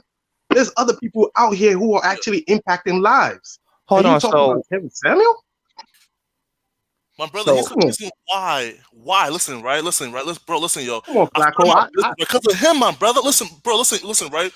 Me and you are from the same country, dude. We're from the same country. Oh, him, my brother. Listen, right? We look up to Him, my uncles. brother. We look up to I wouldn't know cousins. what high ticket closing is. I wouldn't know what list building is. I wouldn't be independent right now without this man, right? Again, right? He has his faults. I understand, right? But listen, he's the one who said, "Yo, bruh, get into high ticket closing, right? There's a high earning career." I got into it. That shit ain't work out. I started list building because of that, right? So, right, yo, I'm an independent success story right now because of the advice that I got from Kevin Samuels, right? So, he has done good. Okay. All right. I mean, Okay. that's I guess. me personally. All right. Thank you. Before I give an opinion, actually, I just wanted to ask a couple questions to James Flacco. So my first question would be this. When you say success, right? Yes. I want to kind of know what you mean by that. Like, as far as how are you in the 5 figures, 6 figures? If you're in 5 figures, how high, and how long have you been kind of at that level of financial success? Sure. So hey, right. So I'm 22 years old. I started high ticket closing 9 months ago, right? I will be moving into my own home by mid-January, right? So that's one. 2, I'm self-sufficient. I'm not gonna give like my salary, but I'm not 6 figures yet. I won't cap. I'm high 5s. Okay, and do you have investments, a 401k, anything like that you're building for yourself as well? A 401k, no, but I do have a savings, right? Because I don't have an employer, right? So I don't even know how to go about the 401k because again, I don't have an employer, right? So I don't know how that works. Okay. And then I guess my last question is, in this stage of your life, are you in the mindset where you're like Kevin and you don't believe in marriage, or do you actually want a wife sometime in the future? A girlfriend now graduates in May. So once she graduates, I do plan on marrying her, proposing, and moving forward. Okay, cool. No, and honestly, I gotta say, forget the argument for a second. I love to hear when our young brothers and sisters are doing incredibly well for themselves, right? You're very young to be doing very well, and you don't hear that a lot, even, let's be real, in the 30s, right? There's people in their 30s who have not bought their own home ever in their lives. So kudos to you. That's amazing. It's incredible. Now, I have, I guess, one more question for you, which is this. It seems like at this point, right, where Kevin has brought you is into this place where, did you meet the girlfriend because of the style changes and whatnot he told you to do, or did you know her before that? No. So I knew her, but however, we took a break. We went to different colleges, right? Kept in touch. What I say because of Kevin Samuels' advice that I got my girl, no, because I always felt like we were gonna be together no matter what, but we were just in different states. Okay, so from here, I guess my thing would be this. Okay, it sounds like there's the advice he gave you specifically about, you know, what to do with work that worked out very well for you. I'm sure, you know, the style and, you know, whatever advice helped you very well as far as presenting yourself and being successful in business. I totally agree with that. But it also kind of sounds like that's about as far as that advice goes. So like, for example, now you're earning a lot, but you don't really seem to know what you should be doing with all of that money that you're earning. And so every moment that you don't have it properly invested, you're wasting money in essence, right? That you could be making. Yeah. And it also sounds like, and I mean, this is just from me listening to the generalized content, that as far as you taking all of those next steps, now that you found a good woman, you're in a good place and whatever, that this channel is not going to actually give you that advice, nor does it actually really funnel you to someone who can help you with that. So what do you plan to do from here? Or do you think that continuing to listen to Kevin's advice is going to help you from here? I feel like what Kevin does, right, is you come to him as broke down, you know, like broken down on your luck, and Kevin Samuels pick you back up, makes you whole again, and say go ahead and fly, right? So me pretty much, I definitely need to, you know, definitely learn more about investing, right? Because right now, bro, like I got like a bunch of cash home at Wells Fargo, right? But I guess I don't know how to make that money work for me, right? And Kevin Samuels really isn't. Kevin Samuels, let me ask you a question, because here's the thing. His content has, for anyone who has been in this manosphere for 5 years, knows that that his content has changed significantly from 5 years ago till today, right? Mm-hmm. Do you think if you had walked into his channel today, that it would have been as helpful to your life? Today, probably not, right? Because like, even when I was broke, I was always anti-simps, right? So there's nothing that Kevin Samuels can tell me now as to how to deal with gold digging, treacherous women that I wouldn't already learn or have learned from, you know, my father. But is that the purpose of the show, though? That's the thing. But he just clarified it for you. He's defending Kevin. He's defending Kevin because of what his content used to do and what his content used to give, right? And I get that, because I actually used to think that content was very valuable, something very needed in our community. But what he's doing now is a far cry from what he was doing then, right? So do you see how, for people who don't know him from 5 years ago and didn't benefit from help from 5 years ago, can look at it and say, how is this helping today?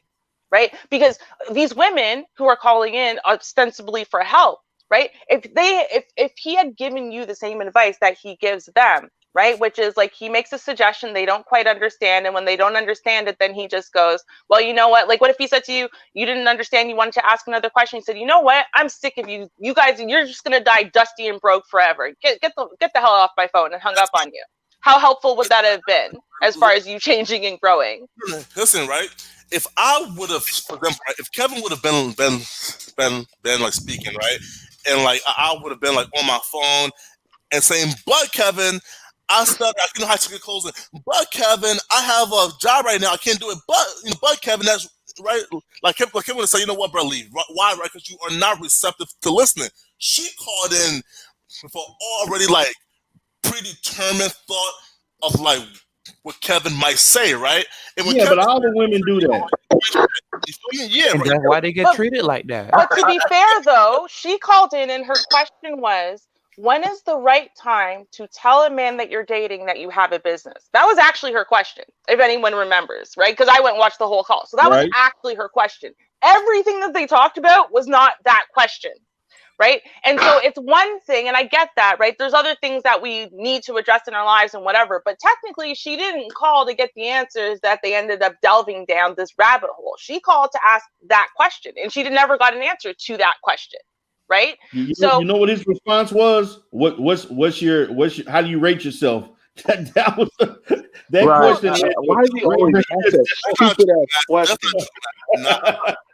And initially he asked a lot of whys, and every time that she answered, like initially the first 5 minutes of that call or so were nothing like the rest of the call. Nothing. Because initially, actually, he was almost like almost like confused, like as to why she would have an issue or blah, blah, blah. And so he was kind of like fishing for information a little bit, but it wasn't the same way as the rest of the call went. So you could see the tone change dramatically after that first like 5 minutes or so, right? And see, my point is just simply this. Him, as far as him helping men, I totally get that. Actually, I appreciate that. I saw it before. I wish he would do a little bit more of that content, a little less of this, but I think it's very helpful for men. I'm just not sure. If you don't understand women, you don't understand the way they communicate, you don't understand the way they understand, so you don't know how to speak to them in a way that they can receive it, then you're not really actually helping them. It's just more like an entertainment display because it's not coming into them. They're getting nothing from it. And the whole entire audience gets to cheer as she gets torn apart. I mean, like, it's not as helpful for the women. You know what I mean? I think that's my issue. So let me crack at this. I'm listening to all this talk about, on the women. I got a question. Why if y'all are men of value, as y'all say y'all are, why aren't y'all talking about politics? Why aren't y'all talking about policy? Why have y'all started talking about that yet? Well, like my platform is based. No. I didn't ask you about the platform. I don't care about your platform. Or like us talking about it. Okay, but why aren't y'all? But y'all, your mentor. I haven't yet heard y'all talk about anything of politics, policy, or when do y'all start talking about that? Again, you have a niche that you're supposed to stay. You can't be bouncing from one thing to another. A mission. So the mission is rating pussy. No, niche. Come on, it's niche, right? Yeah, niche. It's two things, right? I wouldn't expect him to be talking about stocks, real estate, and all this. Like I don't vote for him for that. Wait. You wouldn't expect a high value man in the most critical time of the world to ever be talking about finances, policies, stocks, stimulations, vaccination. You don't expect. Mind you, you're a businessman. If this is a businessman, listen, everybody literally is looking at, what's going to be happening to my business next year? Why is he still talking about pussy, but not about business? Right? YouTube, right, is based on, finding. Y'all don't sound like y'all don't got the answer, right?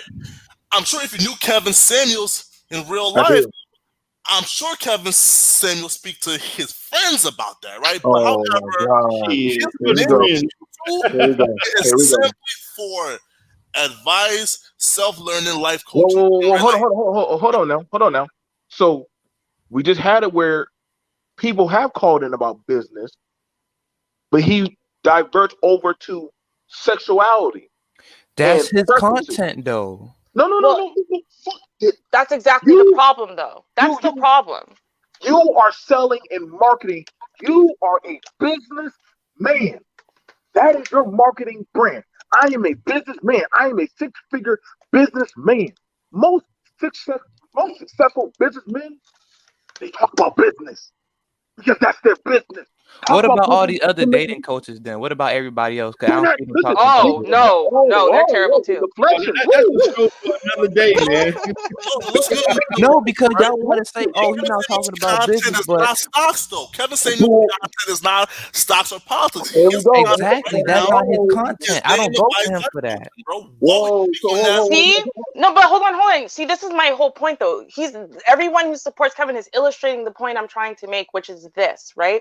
Not every man can speak to both men and women, and not every woman can speak to both men and women and be helpful. And there's a difference between being helpful, right, and tearing down. And while the men don't see it as being tearing down, because obviously they don't feel it and they don't receive it the way the women do, the women very collectively felt a certain way, which to me illustrates, and again, that to me he's helpful to the men in this particular stage of life.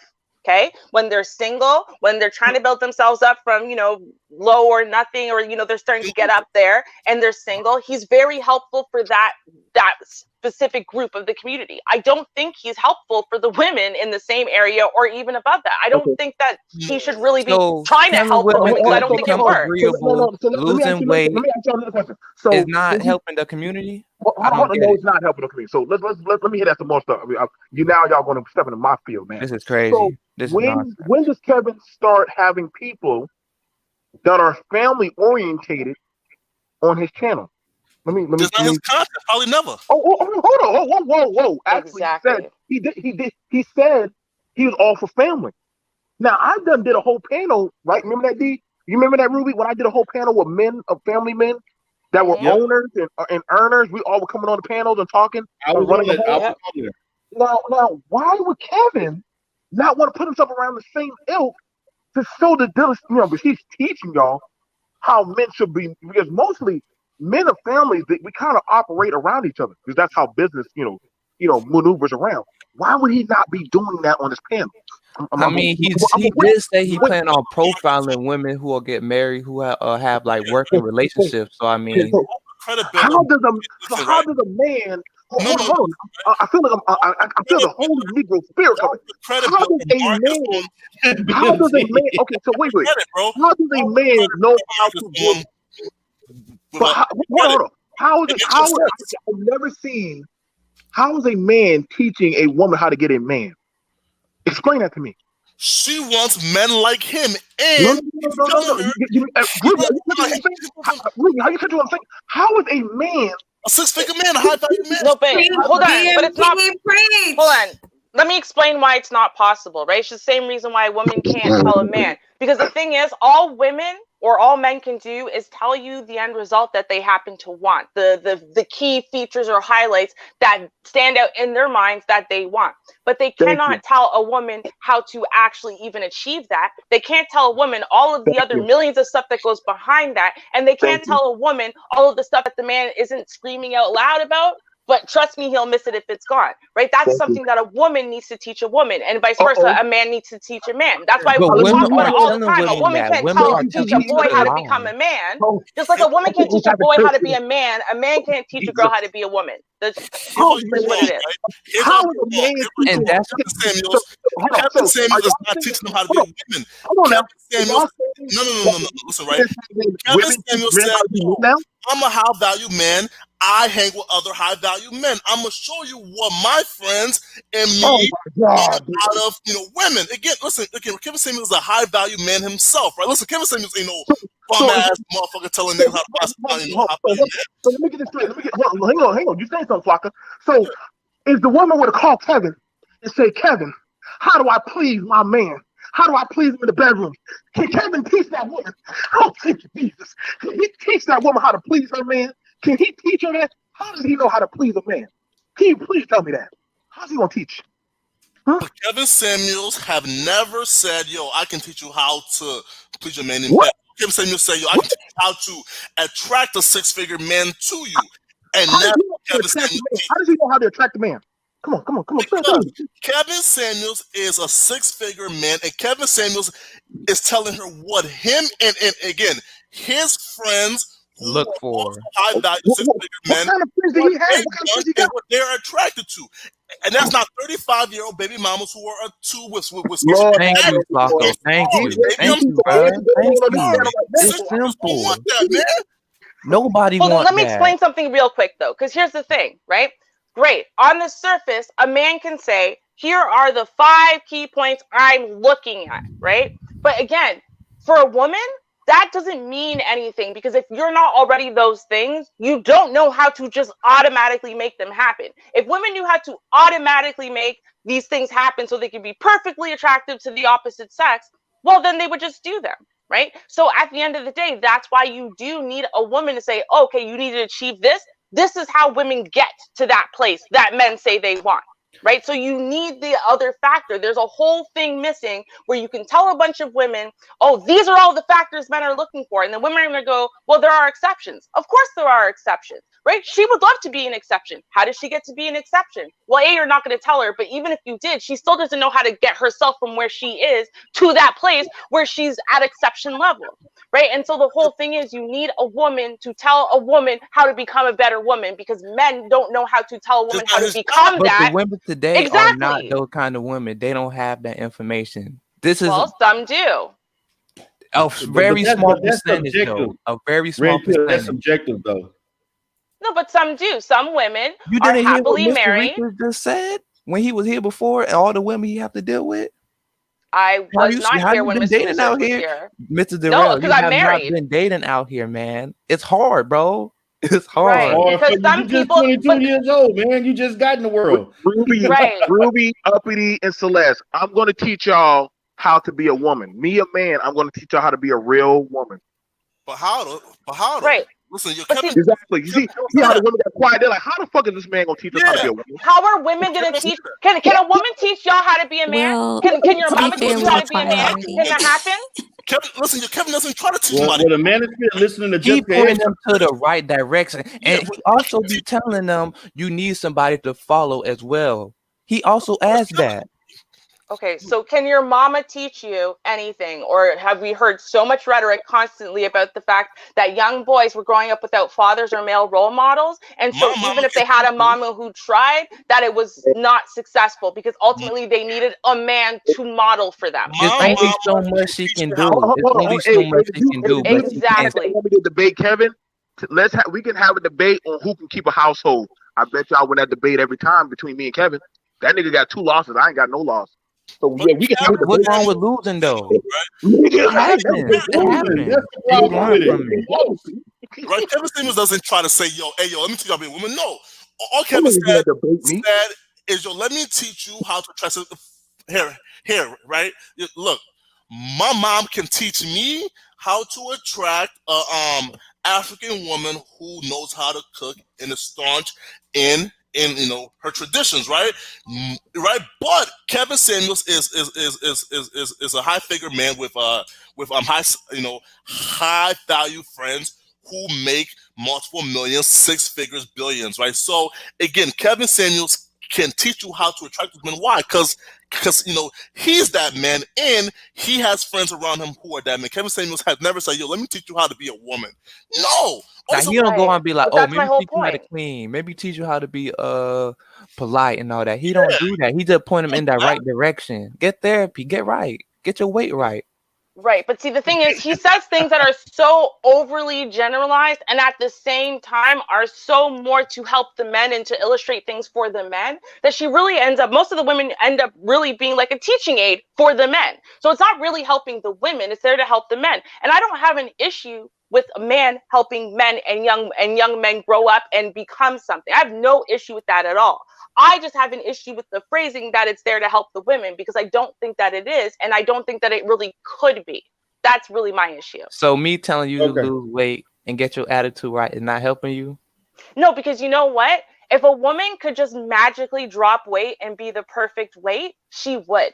If it was super easy to do, because it's like 10 times easier for a man to lose weight than it is for women. So if it was super easy to do, and if she knew how to do it, she would just magically do it. The fact that she hasn't done it, get that thing looking no, right. it's more than research. See, but that's the thing. A lot of people don't understand that. And so that's why you need a woman. No, it's not excuses. It's just called reality. Right? I'm not an overweight woman, therefore I'm not making excuses. How can I make excuses for something I'm not? No, what I'm doing is I'm actually explaining reality.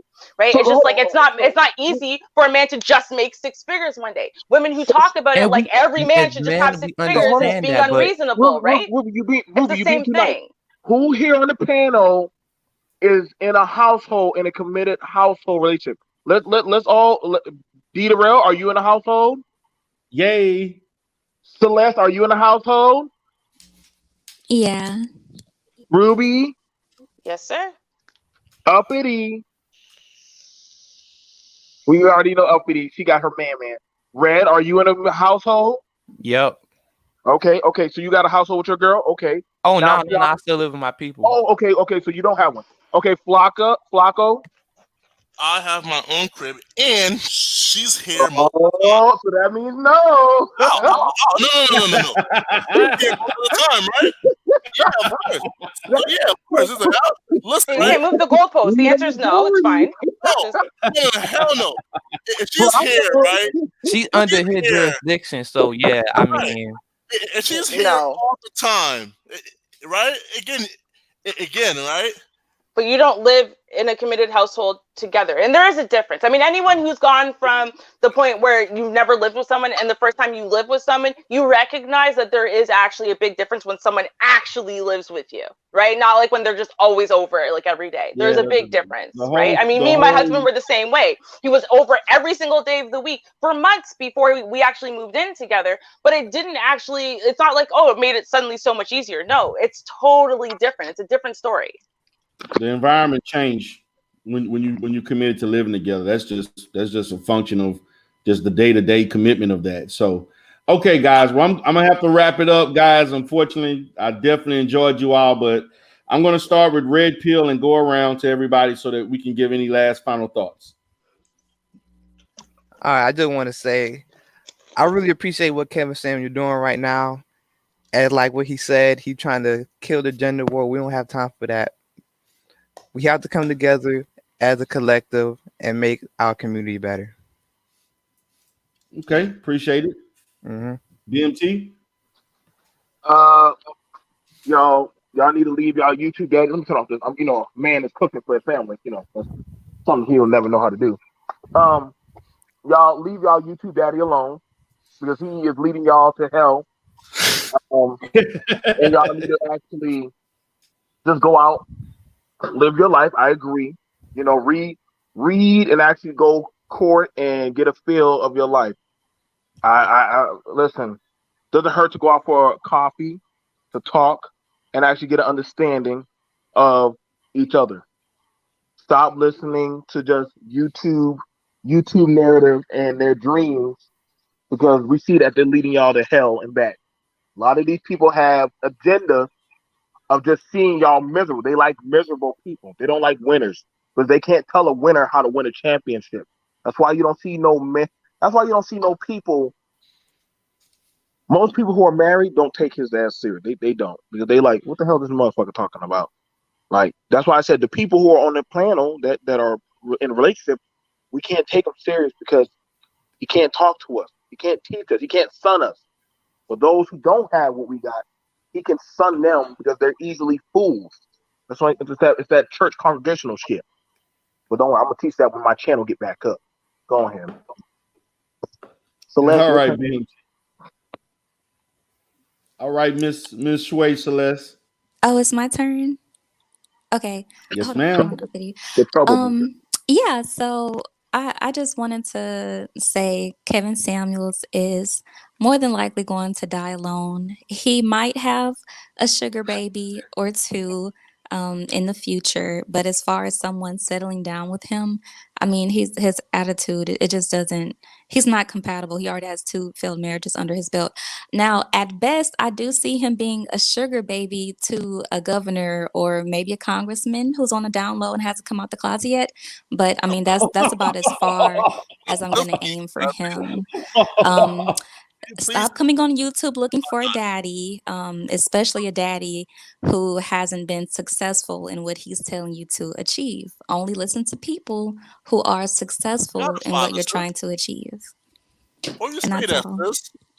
I gotta follow. Why would you say that though? Why would I say what? Okay, appreciate it. Dan and got hurt. He a sugar booty man. Call this man. Call this man a appreciate this question. That's it, okay, right? Flacco. Go ahead, Flacco. So listen. So I want to say, I'm a person who has a personal testament as to how Kevin Samuels' advice has totally changed the trajectory of my life in general, right? So, as someone who's, again, I'm on the path of being a 6-figure high value man, I can say, this, dude here, bro, is the truth. I love Kevin Samuels. I stand by Kevin Samuels, bro. He's the Messiah to Sims and the Messiah. And listen, also too, right? We have all the Lord have mercy, boy. Listen, right? Also too, listen, you're up to the unicorn, man. I want to know, where can I find these side nigga applications, man?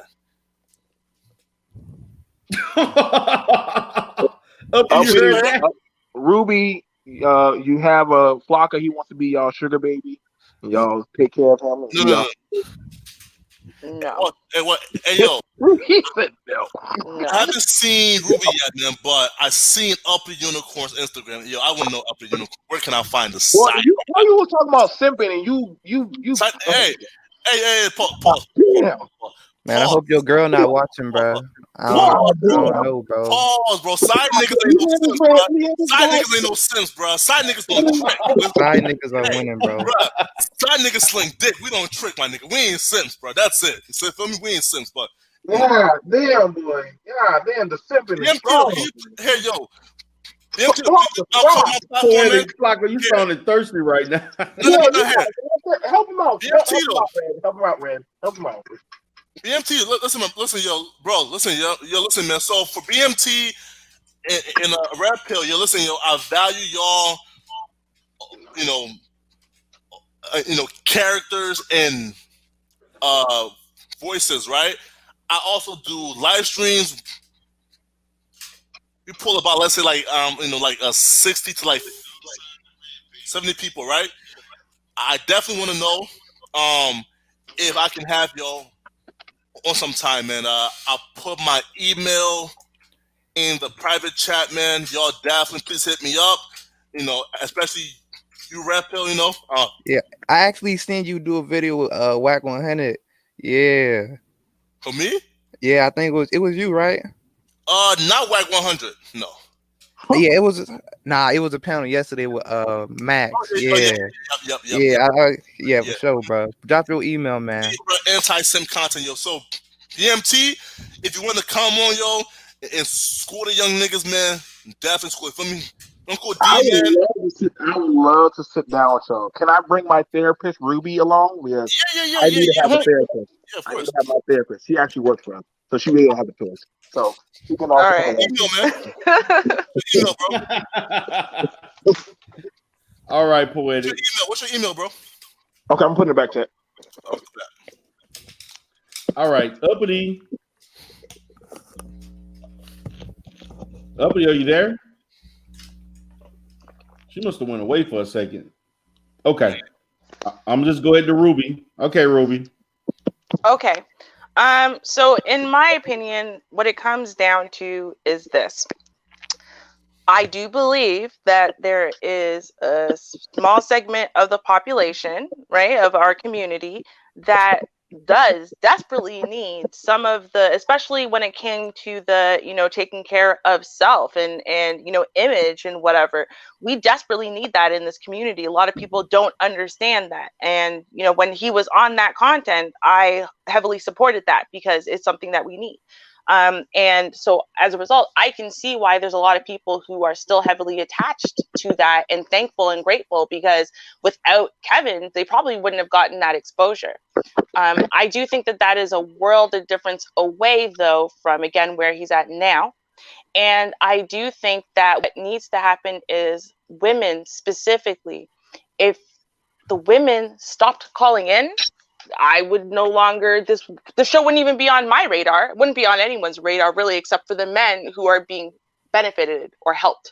And the reason why I think women need to stop calling in ultimately is because there's absolutely no value in calling in. There isn't, because they can listen to a show and hear the very same generalized, vague applications that don't specifically apply to them as human beings, A. B, because of the communication style differences, oftentimes we're not going to get real actual answers and be able to delve deeper, right? Now, yeah, sure, maybe he does do that privately. I have no idea. But what I do know is I don't think for women that calling in is beneficial in any way. And I furthermore would go further to say, hey, listen, if you're calling in to begin with, that's probably proving there's some type of deeper dysfunction, because you know what you're going to get when you call in, and you call in anyway, either because you want the negative attention, because at least it's one-on-one attention and you don't differentiate between good and bad attention, or you are hoping to be validated as being the exception to the rules that you've been told again and again there are no exceptions to. Either way, that does not show a healthy mindset. And so you need to be somewhere healthier. That is not the polar opposite of Kevin Samuels' calls. That's somewhere healthier, probably off of social media. But yeah, overall, I don't hate anyone's content. There's something for everyone here. It's just about looking at it in a particular way. And I think looking at this kind of content as something that's helpful to women, and you really think it's actually benefiting or these women in any way, is seriously deluded. Appreciate it. Also, Ruby, I did send you an email. I don't know if you received it on the topics that I wanted to talk about. Oh, did you? I'm so sorry. I haven't even checked my email today. I will get to it. Check it out. I sent you something. Hopefully sometime, maybe the weekend or something like that. We can have time. We can kind of set a whatever's convenient for you. I'm on vacation right now, so I'm pretty much free. But as soon as Christmas is over, I'm good.